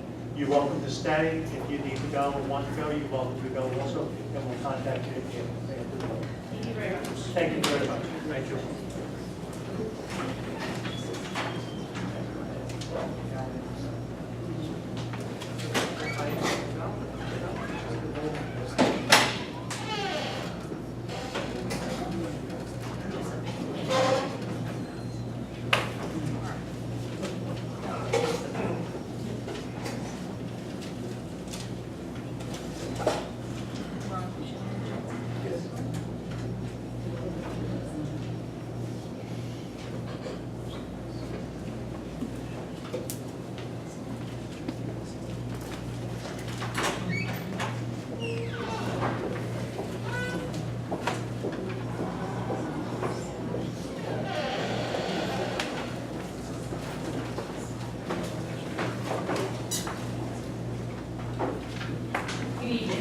If I can, just 1 minute, Ms. Johnson, I'm sorry to interrupt you. I just wanted to give you a little background on what we're going to do at the beginning. Okay. All right, we're going to give you a couple minutes to introduce yourself to the board and the people who here are interested to get to know you. Okay. Take a little time, give yourself some background of what you, about your interest in the board seat, the open board seat, and then if it's okay with you after that, we're going to ask you a couple of questions. Perfect. All right? Okay. Please introduce yourself. Okay, thank you. Good evening, my name is Joanne Johnson. I'm interested in the position on the High Board of Education. I've been a resident of Wantage for 19 years and I've raised my 3 children there. With them, I've experienced regular and special education. My one son is currently enrolled in Sussex County Community College. I feel I would be an asset to the board because after my husband passed away in 2017, I have been running our automotive repair business. I do all the bookkeeping, daily ordering of parts. It takes organization and dedication to accomplish these things. I feel my background with working with people and numbers gives me a solid background for this position. I've been involved with 4-H and running an affair for the past 10 years. I currently hold the position of treasurer for all of the 4-H small animal graphic clubs. I've also been involved in my daughter's Girl Scout troop for the last 12 years, and I served as a Girl Scout leader for 5 of those. Since my husband was diagnosed with cancer, I organized a luminary for Blue Light for Life. If you don't know what that is, I prepare over 150 bags dedicated to people who are battling cancer or have lost their fight to cancer. In closing, I am dedicated to the community and the future of our children. I'm ready to do what's necessary to fill that. Thank you. Thank you very much. Anthony? Sorry for your loss. Thank you. So I just wanted to ask why now, not this past November, you decided to run for board's position? Well, the past week now, I feel like I finally got my life a little more organized after the death of my husband. And I feel the need to serve the community at this point. My children have gotten older, so I have more time to dedicate to something like this right now. Thanks for your application and for putting yourself forward. And I'll say that your opening comments, I guess, filled in some of the gaps that I was going to ask about from your letter of intent. So I only have one question. You mentioned you had 3 children that I think were mentioned in the letter of intent were in the public Sussex County school system. Right.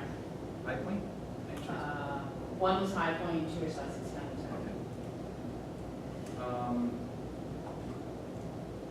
That's all. Hi, my question that I keep asking is the balance of our taxpayers' concern, our lack of funding, or the fact that people are upset about the amount of taxes, that balance with the fact that we're trying to put together a really great school with a really great education for our students. How do you see yourself dealing with that? Are you tending more on one side or the other, or if you're at the grocery store and people are pulling your hair from either side, how do you see yourself dealing with that problem? The balance, you have to take both sides into consideration and find some mediocre place to keep everybody not necessarily happy, but keep everybody so that the school's not suffering and the taxpayers aren't suffering all at the same time. So, It's a challenge, you're right. yes, it's a challenge, most definitely. So speaking of the challenges, what do you see as like the biggest challenges that we as a High Point board are dealing with? I think the biggest challenges right now is probably the budget and trying with the tax cuts that are coming from the governor right now, trying to keep all of our kids in a place where they can still have the clubs and the things that they need, but still be able to pay for the teachers and all the other organizations that need to be paid for. Now you said that you feel like you have more time now and everything. Yes. You know, you're running a business and you have children and everything. Yeah, I mean, I run a business, but my son is the manager there. Okay. I do all the bookkeeping work. You know, when I'm there, I order the parts, but otherwise he manages and runs the show for me, really. So like the evening, then we have like afternoon committee meetings that would. Oh, no problem, yeah. I set my schedule as to when I'm there, unless I have to be there for something, but otherwise, you know, I don't have to be there. Gotcha. So, yes, I can. And doesn't seem like, do you have any immediate family members that are in an education association? No. Okay. Thank you. Just a couple of questions, please. First off, do you have any relationship, family relationship, et cetera, with anybody in the administration that would put you in a conflict of interest? No. Do you have any relationship, family relationship otherwise with anybody, teachers or staff that would put you in a conflict of interest? If you become a board member, what do you think the appropriate relationship is between yourself as a board member, the board, and the administration?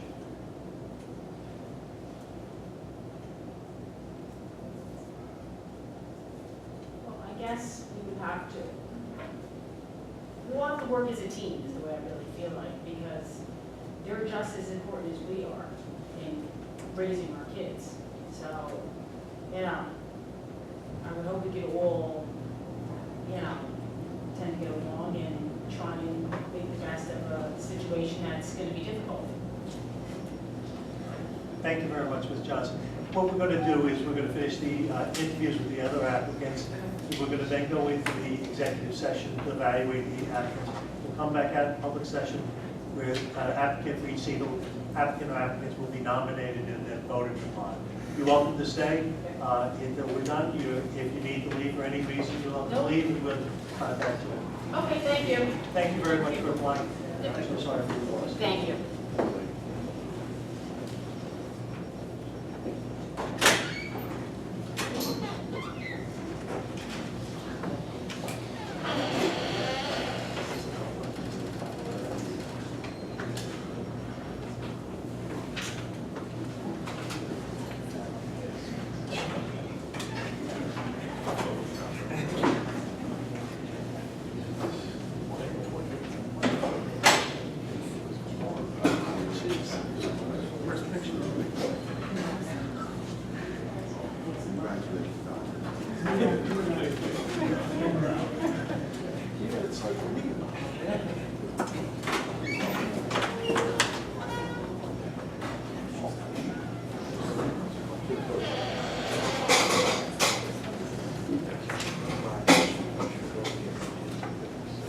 Good evening, John. How are you?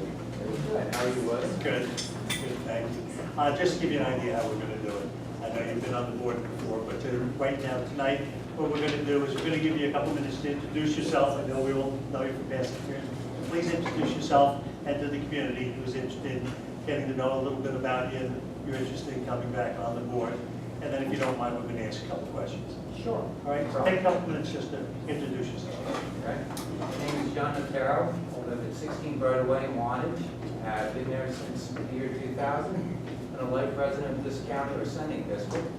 And I worked here at the school for approximately 16 years as board member. I'm presently employed at the Lake Mohawk Country Club in Sparta, New Jersey, facility manager. And I also own Mountain View Country Store in Beamerville. Thank you. We can answer. I have no questions. You know, I know that you served on the board before. From what I understand, you did a good job and served the community well. It seems like you're always the guy when you know stuff hits the fan, you come out to help and bail out. So thanks for coming out tonight and expressing your interest. Yeah, I gotta say, it's difficult to interview somebody that's been part of the board because we know exactly how, anybody that's spent time with you on the board knows how you are as a board member, so I can't really ask those kind of questions. But Mr. Natero, you had an opportunity, I guess, to run for election last year, and you chose not to. Totally non-term. Right. And I chose not to, and I'm sure you want to know why. Has some questions for me. And, well, I think there was a few questions that I asked in the executive session, which I cannot really repeat here, because it's part of the policy of being a board member. And I didn't quite like the answers I was getting. I think some of those things have been addressed since then. And that's probably one of the main reasons I stepped down from the board. So you feel like you can contribute more now, given that I think, like I said, the issues have been somewhat addressed. I think that there's a better group, I should say. I think give me a second. Sure. Okay, good. I don't want to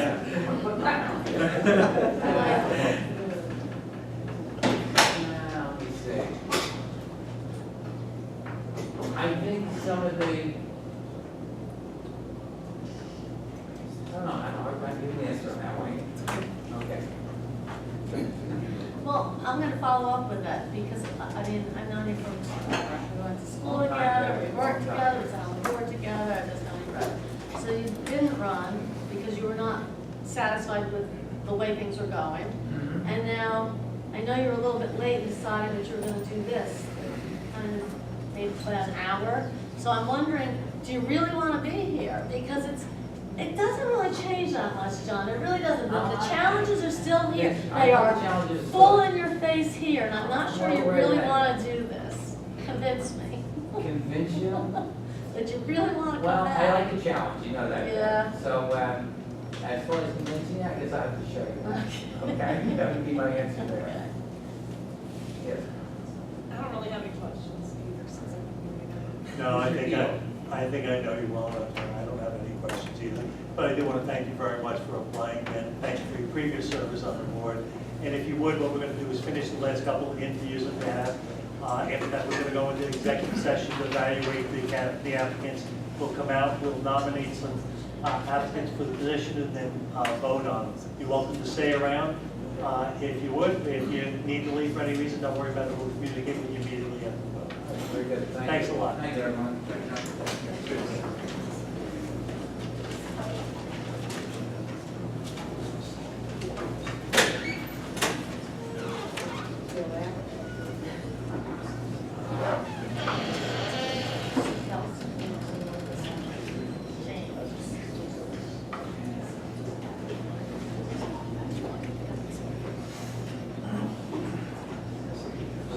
Oh, I know that. I know, English.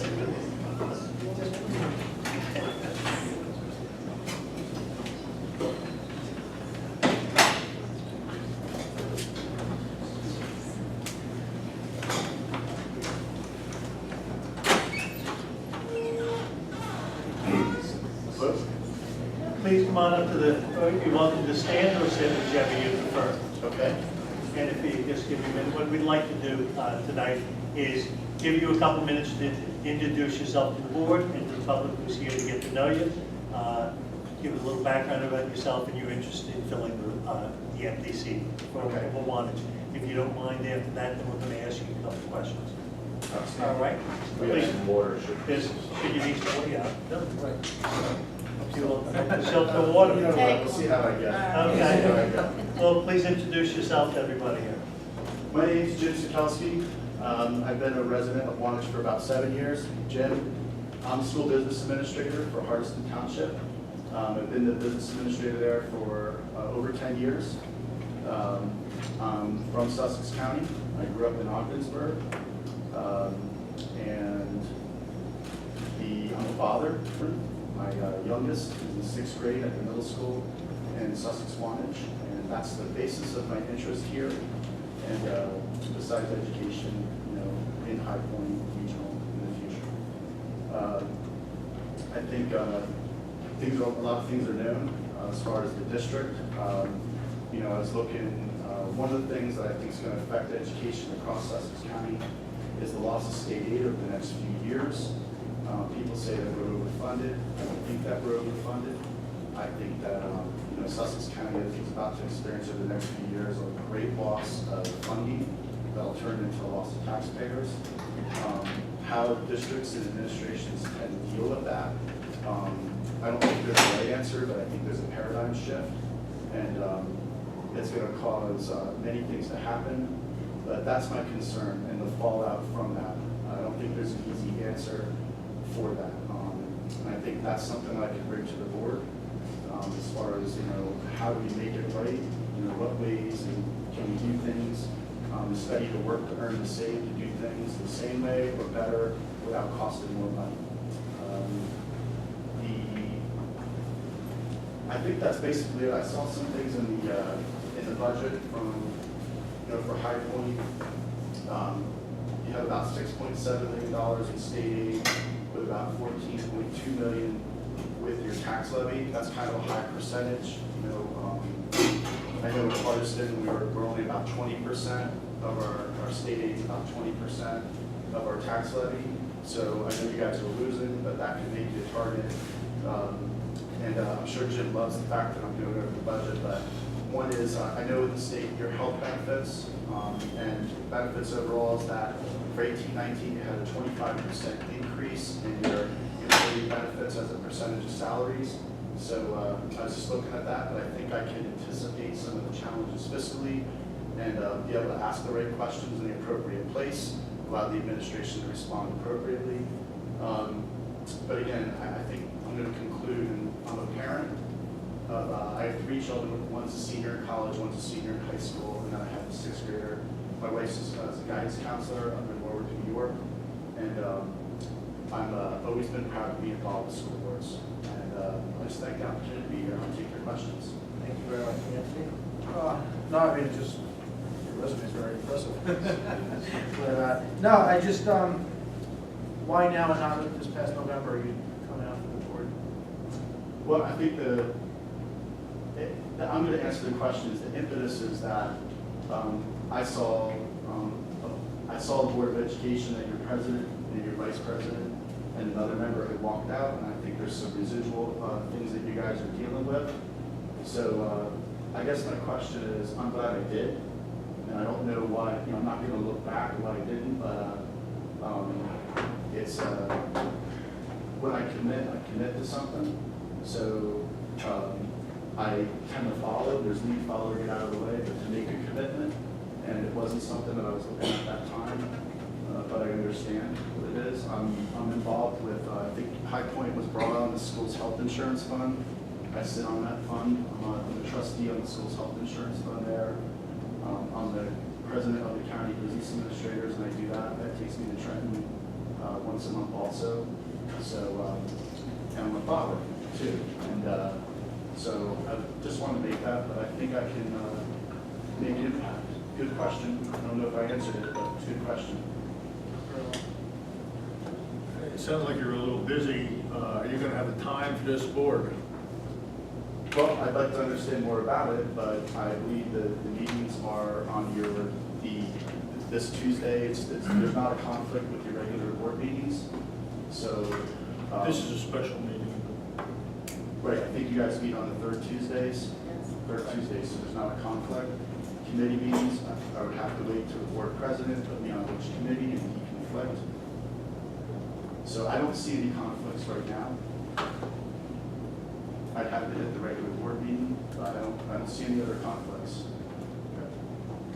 And for the committees, I imagine the board members sit on 1, not 2 committees, and use workshops that are probably pointed out a purpose for your budget or for different things. So when is your budget workshops? Or when are your workshops? We have committee meetings. We have not in the past operated through a workshop construct, but we have the one meeting, and we're you're also a board of the committees. Board of the whole? Yes. Okay. So most of your business is done at regular board meetings? No, committee. Not board of one. No, committees. Committee. We meet, Okay. we We have meet one. committees, and then we share that information, and then come to the board of the whole once a month. Okay. So depending on when the committees are. Thanks for your extensive resume. Thanks for your service to our country. I got the impression you've seen parts of the world that some of us can't pronounce and will never see.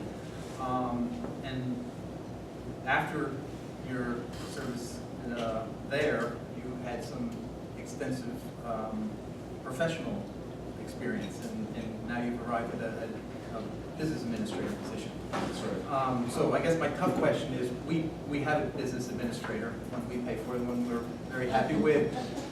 How, if you were offered a position on the board, how would you be able to bring your expertise from that part of your professional career, and not necessarily, we don't need 2 BAs, but how would you use that to benefit us as a whole without becoming redundant or conflicting? Number one, all board members take the school ethics. There's in one of those statements that's probably read by the board members every year, is that a board member is to see that the schools are well run, not to administer the schools.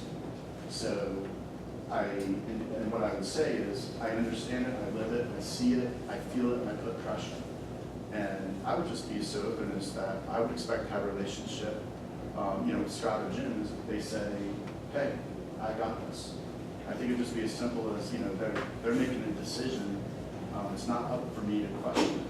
But at the same time, I think we need to be honest and skeptical of what the decisions are. I'm just honest, skeptical, fair, is to ask the questions in an appropriate environment to allow a free flow of information. So if you're gonna ask somebody a tough question, no surprises, another school board thing, no surprises at a public meeting. You get your question, to them, allow an appropriate response, but you don't do it in a public forum where you ask it. And I think that would kind of keep me away from putting them on the spot. But I'm okay with you putting them on the spot. well, I care about the curriculum. I care about where our children can go to school. I would like for my son to be able to go anywhere he can achieve from high point when he comes through. So that's where I would be focused. And if there's anything, if Jim asked me or somebody asked me my opinion, I'm sure it would be, somewhere, where I could give the same thing, I could give it back. But in public, I'm not a business administrator, I'd be a board member. Thank you. Yeah, I wouldn't want to get caught up in that. I don't really have a question. You seem to have a good handle on what goes on, so. Thank you, I'll talk to you all later. So my questions are pretty much answered. You said your wife's a guidance counselor from Warwick, so I was asking, is that a conflict of interest? No. Oh, Yeah, sorry. okay. It's not. Yeah. Oh, you know. So you don't have any conflicts of interest with like being on negotiations or anything? No. Yeah. I Okay. sit on all the negotiations. Okay, great, thanks. Just a couple of questions, last question. Do you have anything that would put you in a conflict with anybody in the administration of the school? I think the biggest Relationships? conflict, no, not that I know. Jim, we're both school business administrators. I don't know if that would be referred to, if there's anything, there's any conflict. I'm thinking more the school board ethics. No relationship, no family relationships, no medical Personal, marriage. relative, financial disclosures, I have no conflicts, and none that I would see with High Point. None of your teachers or staff? None that I know of, absolutely none. One last question, if I may. Yes, sir. If you were a board member, how do you see your relationship with yourself as a board member and the administration? I'm going to basically go, number one, to the district goals, and I'm going to go to the action plan, and I just want to see that when questions come up, is to say, okay, are we supporting our district goals? Is this part of our board goals? Everything flows back, and if we're getting off track, it's just to say, hey, it's what we're doing. Is it supporting our district goals? Is it support? Are we within the policy? If there's an issue, if there's a gap, does one of our policies address it? And if we don't have an answer, let's get it. I think also time. A lot of times is, we get questions and we rush to want to get an answer, but sometimes it's best to put it off the committee, especially if we have a use committee, and we can get more facts and information before we have an open public discussion. But I think just to be open, not to be 1 and 9. So, and again, I just want to make sure that I believe that the district is run by the superintendent and supported by the business administrator, and got that in there, Jim. But I think it's our job to support them, and again, in the appropriate environment is to ask good questions to make sure that the school's well run. Thank you very much. Just to give you an update, what we're going to do now is we have one more applicant. We're going to interview her. After we're done, we're going to go into executive session, evaluate it. We'll come back out to public session. At that point, there'll be some nominations for each of the open seats. They'll be voted on. You're welcome to stay. If you need to leave for any reason, we'll contact you immediately after the vote, whichever you need. Outstanding. Thank you very much for your application and your consideration.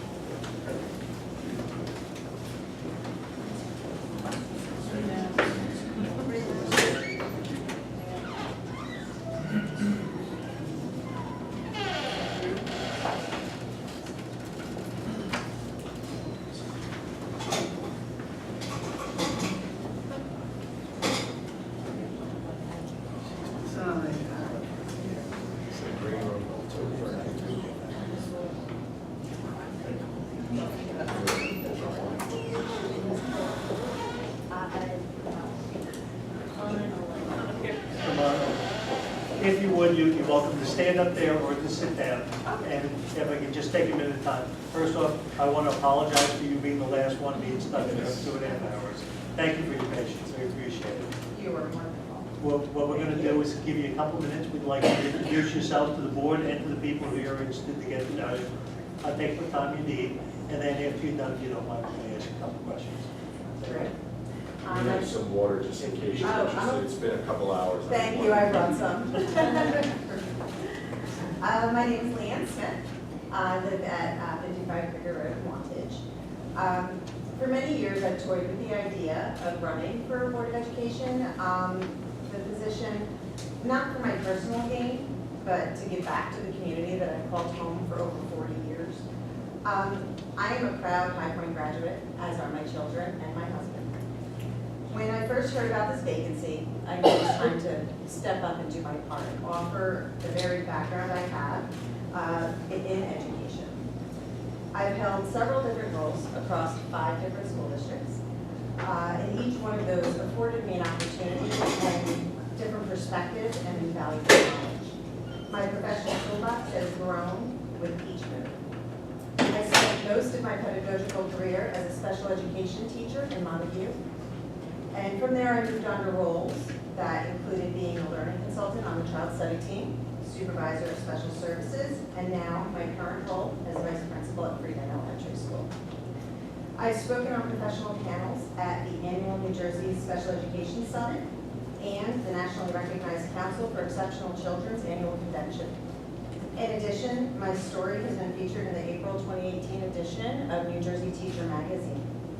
I shared this information with you not to boast or brag, but to demonstrate my qualifications for this position, as well as my passion for the art, science, and, as much as we don't want to admit it, the business that is education. It is the reality of the education world that we work within a budget. Hard decisions need to be made. Even if we are fiercely ardent about a topic, we sometimes need to take a step back and see the larger picture. Compromise is an important skill set, one of which I fine-tuned throughout the years. Education is also an investment.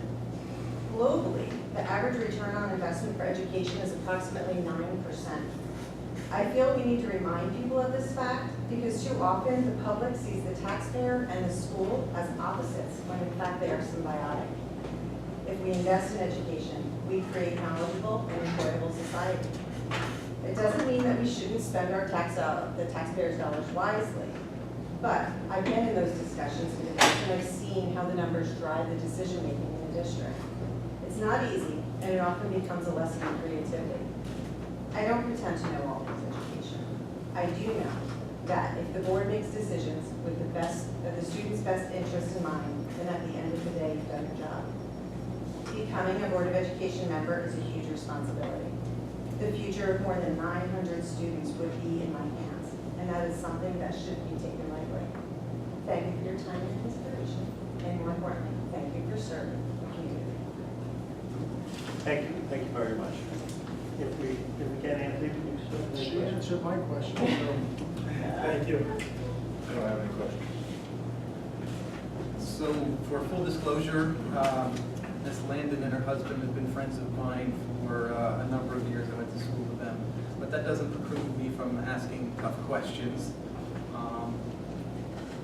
As an educator, well, let me step back. So my view of a board is, a successful board is one that has balance, one that represents various professions and ideas and thoughts, and there is a potential of if we have too many educators present on the board of skewing the group thing. How do you think you could assure me that you're an individual thinker, not beholden to your profession necessarily, in representing yourself if you were to be offered a position on this? I think that's true, that moderation is really the key. There does need to be balance. I've never been known to be a wallflower. I have an mouth and a backbone, and I'm not afraid to use either. But I do realize that there comes a point when you need to do what's for the best of the whole, the greater good, as opposed to just a few. I'd like to think that not only do I have a background in education, I was in the arts before I joined education, so this is actually a second career for me. So I have some knowledge to share, and that creativity that I speak of, all of those pieces being, try to make a well-rounded individual, which adds to the board. I would hope that the other board members would also, keep me in check, because it needs to be a respectable but debate. And I just realized I called you by your maiden I was name. gonna say. So she's on the back loaner, so my apologies. Please be with your husband.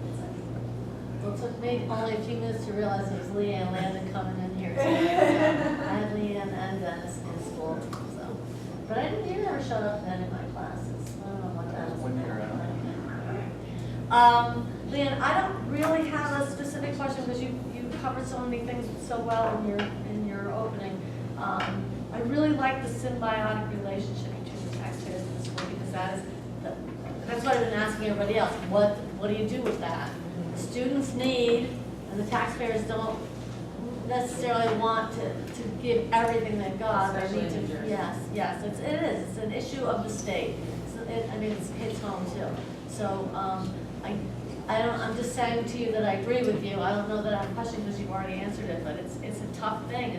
It is a fight that we have on our hands constantly, especially, and I don't have to tell you because you're in administration. We've got cuts, and it's a disaster. So They're never easy decisions to make. No, they aren't. There's no easy answer to this complex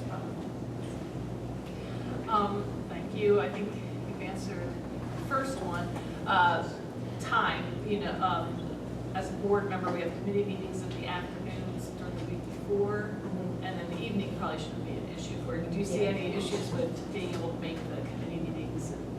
No, as an administrator, my district, I work closely with my CSA. We don't have, it's just the two of us as administrators. However, we balance, our lives accordingly. It's not an issue. If it were, I wouldn't be here, which is one of the reasons why I held off for so long and, kind of coming forward and stepping up to the plate as far as board of education member, because I knew that I couldn't give myself over as much as I needed to. Right. Then I was also asking about, is she a conflict of interest with you? No, okay. And do you have any immediate family members that are in an education association? No. Okay. That's it. just a couple questions if I may. Do you have any conflict of interest with anybody in the administration of this school? Family relationship, marriage, otherwise? I am not related to anybody in the school district or any school district. I take that back, I'm sorry, my sister is an administrator in a school district in Bergen County. So Nobody in the administration, nobody in the teachers or staff?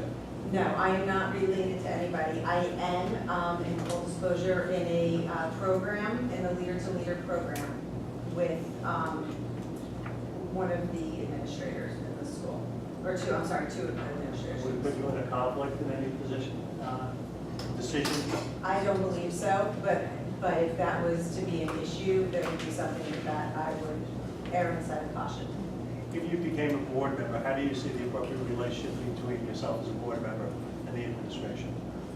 The board member position is not to be a micromanager. It's supposed to guide on policies, procedures, and to, try to, keep the lines of communication open in terms of with the administration and the board as a whole.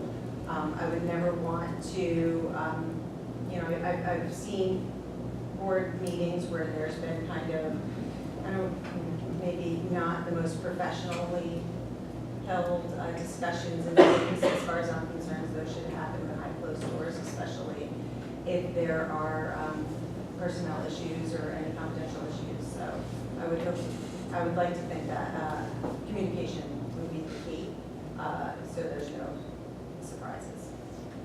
And one last question, excuse my ignorance. Freedom Township, that's not a feeder district for Kittatinny, is it? It is. My own law. And then that leads to my last question. During the winter when wrestling season comes, inside of the gym or you're going to be on? Whatever Senator needs to do. Thank you very much for your time, and especially your patience for being the last one. Just so you know, we're going to now go into executive session where we're going to evaluate the applicants, and we'll come back out. At that point in time, there'll be nominations for each seat, and we'll vote for the seats. You're welcome to stay until, if you can't for any reason, we'll communicate with you immediately. Thank you very much for your time. Thank you, everybody, for your time and your patience.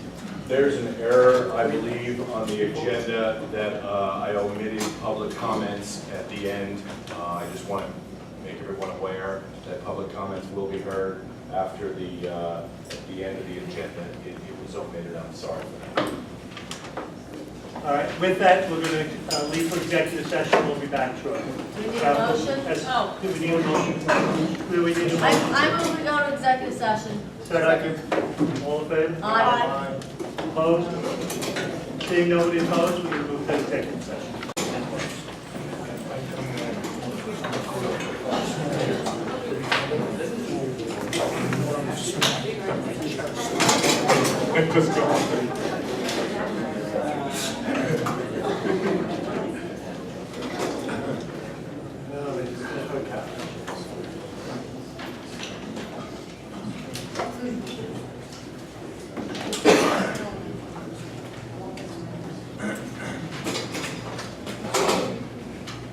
All right, if we can, motion to reconvene?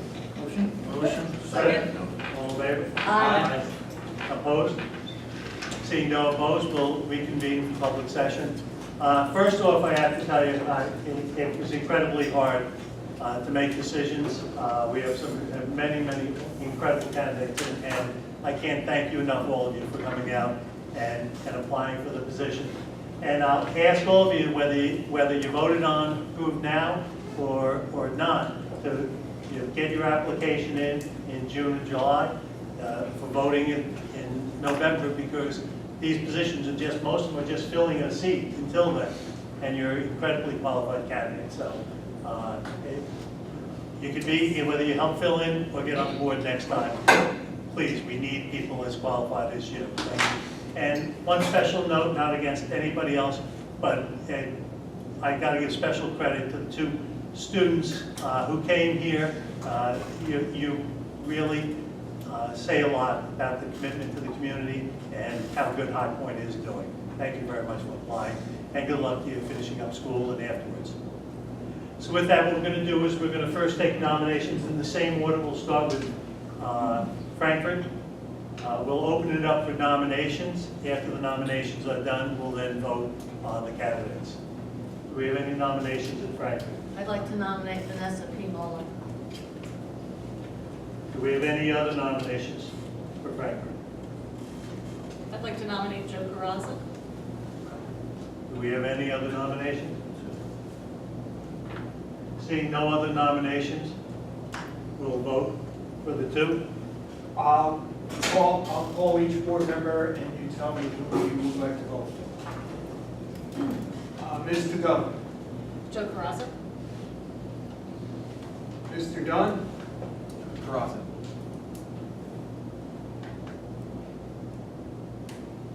Mr. Morangi. Mr. Carrazza. Mr. Ancliffe. Mr. Carrazza. Mrs. Anderson. Ms. P. Muller. Mr. Kehoe. Mr. Carrazza. Okay, Mr. Carrazza. 1, 2, 3, 4, 5 votes. Thank you very much. Thank you, everybody, again. Really, it's incredibly hard to make the decision. And Mr. Carrazza, there's some background checks that you'll need to do, but you'll be seated in the next meeting on April 30th. Yes, sir. All right, thank you. Thank you. All right, if we can do, Lafayette is next. I'd like to nominate Patricia Nugent. Any other nominations? If there's no other nominations, vote. Ms. Tadona? Miss, Yes or no? yes. Mr. Dunn? Yes. Mr. Morangi? Yes. Mr. Ancliffe? Yes.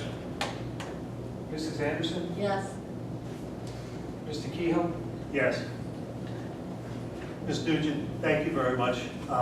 It'll be, again, April 30th, there'll be some background information we'll need, but you'll be seated at the next April 30th meeting.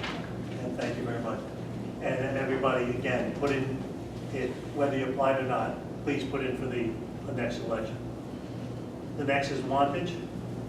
For Wantage, do we have any nominations? I'll nominate Leanne Smith.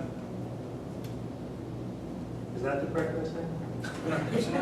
So it says here on her paper that she put down. Sorry. Are there any other nominations? Seeing no other nominations? Mr. Dunn? Yes. Mr. Dunn? Yes. Mr. Morangi? Yes. Mr. Ancliffe? Yes. Mrs. Anderson? Yes. Mr. Kehoe? Yes. Ms. Smith, thank you very much. Thank you, everybody, for applying. And you'll fill out some information, and you'll be seated at the next, at the next April 3rd, day you are. And with the conclusion of the voting for the, I think we'll continue on. The next section is going to be the miscellaneous, two miscellaneous items that we have on the agenda. The first one is we'd like to recommend consideration for all committees of a long-term planning committee, adding an additional committee to the board. The long-term planning committee is to have each committee consider how we can focus more on the long term. Most importantly, with the, as everybody knows, the major funding cuts that we have coming, it's going to fundamentally change how we do business, and we're going to need to determine it. So we'd like each committee in the next committee meetings to discuss it, and then we'll bring it back up for a vote whether or not we think a long-term planning committee will be worth adding to the board. Keeping in mind, one of the things we have is with almost $500,000 at least cut in state aid in a year from now, and salary increases of almost another $300,000 to $400,000. We're looking at close to $1 million deficit. Just a year from now, we're going to have, if we don't start making plans for that year, for a year from now, and the future years when it gets worse, we're going to have problems. We shouldn't be coming up in February, March the last minute and try to decide how to do it. So please consider that. The other thing is, I'd like all the committees, when they meet next, to consider opening up the committee membership to offering an HPEA teacher to be seated on the committee, and HPAA, they want to have an administrator sitting on the committee so we get a well-rounded perspective from the committees. If each committee considers whether or not they think that would be a good idea, we'll bring it up for a vote after all the committees have been discussed. And I think it opens a lot up. They may not want to sit on some committees. They certainly can't sit on some committees like the negotiations committees. But it certainly, even though it seems like we're getting more and more teachers on the committees, but it seems like having the teachers' input and administrative input would certainly broaden the committee's perspective and help make decisions that we need going down the road. So with those miscellaneous items addressed, I'd like to open up the public comment section. If anybody would like to make a public comment, please keep in mind it's going to be 3 minutes. Introduce your name, your address, and please be respectful of all the participants here and try to keep it to 3 minutes if you can. Mr. Kettler?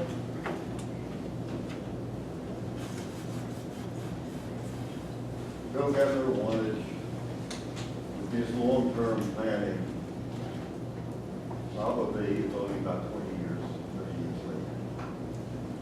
Last 3 years, the school has lost 130 tax days. There's been no plan. We can look forward to losses for the school presently as of last October, 811 students. You're probably going down below 750. Stop treating the school like you still have 1,400 students. We don't have them. You're not going to have them. Main point today, I know I'm not known for criticizing this board, but I'd like to congratulate you for having this interview in the public. It's the first time I've ever seen it. Thank you very much. Thank you, Mr. Taylor. Anybody else like to address? Please, Mr. Tilly. Try to keep it around 3 minutes if you would. Do my best. Thank you. Mr. Tilly, 19 Pigeonhole Road, Wantage, New Jersey. I'll want to just address a couple other things. I find it rather disturbing that Todd Van Orden was promoted, and I find it, through my experience, that he wasn't capable of doing one job, let alone two. And the fact that I know for a fact that there's been a minimum of 15 families who've complained about the way the baseball coach coaches and conducts his baseball, and yet nothing has been done about it. Here I am watching my son, in my first time in 17 years of being a parent. I'm lost for words. I don't have advice to give my son. I don't have the right words for him.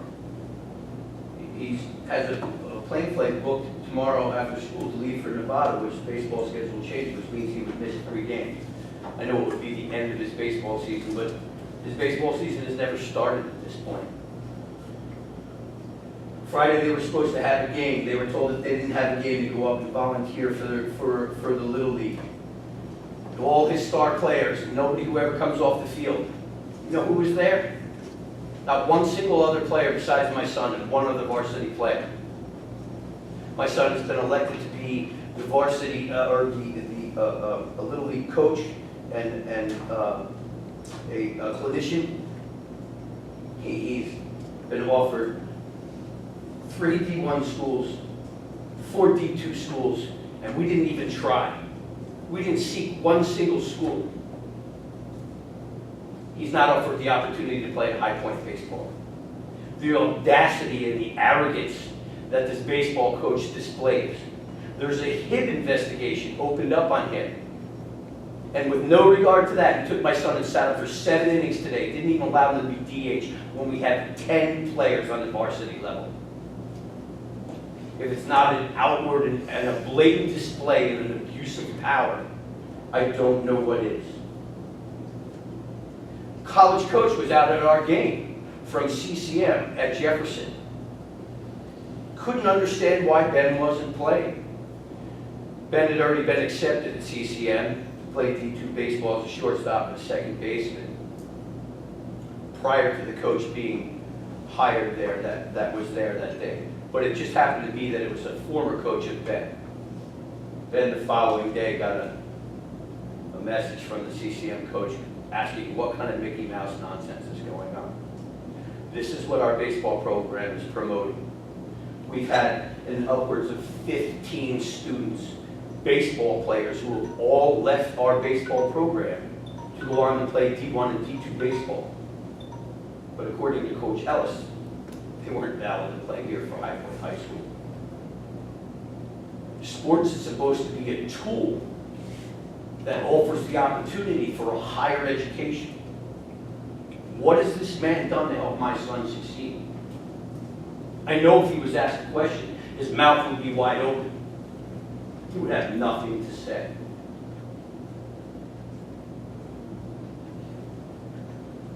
He's a blatant liar and makes contradictory comments. He says one thing, but does another. Oh, you need more experience. My son's had experience at every level of baseball that there possibly is before you could be a college baseball player. Yet he promotes a freshman to a starting position.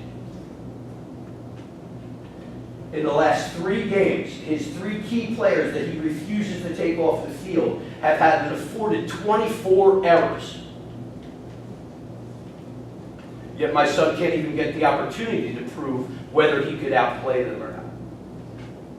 And your athletic director stands by the wayside.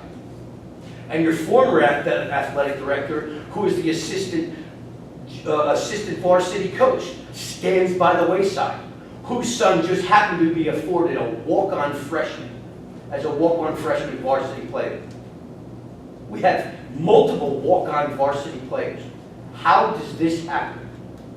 How does a player never even prove himself and he's automatically afforded a position on the varsity field? How does your coach come out as of last season, the very first practice, and say, wherever you were last year is where you're going to be this year? Because I don't know an athletic coach in the world that doesn't know that kids don't improve, that kids train, that some kids stay stagnant, that some kids go backwards. The fact that we tragically have lost one of our students last year to suicide, and this kid had everything in the world going on for him, and you have people in an authoritative position who can clearly see that this man is doing whatever he feels like doing without any repercussion and without any valid reason, which he's basically playing an emotional game with kids' lives after we tragically lost a student, but we have everyone just standing by the wayside, and that it's okay. Anthony was one of my son's former coaches, and I can assure you he would tell you that knowing my son, he's one of the hardest working and most deaded athletes that most people could find. It's become such a clique, and so many people are afraid to say, I've had multiple parents. We only have 10 families on the varsity team. Multiple families have approached me in sorrow for what's happening to my son, but afraid to speak out because they know that the ramifications will be the same thing that's happened to my son. This is my second time here. This is my umpteenth phone call to Dr. Ripley. 10 different phone calls to our athletic director, who, by the way, son happens to play Little League with Coach Ellis's son. If you could, it's been 6 minutes, if you could try to wrap up, I'd appreciate it. Just for everybody else's sake. I'm asking, I want to know what's going to be done. Who is going to do something about this? Because I feel at this point, I probably need to speak to an attorney to do something, to file some type of lawsuit, because this has been a blatant display of I can't even think of what the word for it is.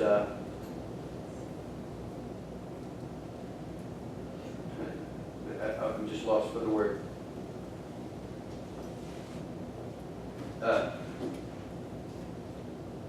It's just it's an obvious display that this is because I have spoke up before. This is because my son spoke up, and I just want to know what are we promoting here at High Point? What is the athletic program? What is the baseball program promoting? Who you're friends with? That's who gets to play. It's that blatant and it's that obvious. And I plan to take whatever steps I need to. I've already been in touch with the media, just to let you know. I've already been in touch with the local newspaper, and I plan to continue to advocate this. This has already destroyed my son's baseball season. And I'll finish with this. It's pretty sad that when I asked my son, would you like your varsity jacket? He laughed. So I don't want nothing to do with that. Would you like a yearbook? Dad, I want to put High Point behind me as fast and as quick as possible. I don't want a yearbook. Save your money. I do want to just at least say that that doesn't have anything to do on the academic level, because there have been a lot of teachers that have been and gone out of their way to advocate for Ben and help him to be successful in academics and move on to college. But as far as the athletic program, the baseball program, this absolute disgrace. And the fact that Coach Ellis is allowed anywhere near any kids and even gets to call himself a coach is an absolute disgrace. And he's a disgrace to the game of baseball. I'll finish with that. Thank you, Mr. Antilli. Was there anybody else? Seeing no other members of the public session, motion to adjourn? Second. All in favor? Aye. Opposed? Seeing nobody opposed, we'll adjourn. Thank you very much, everyone.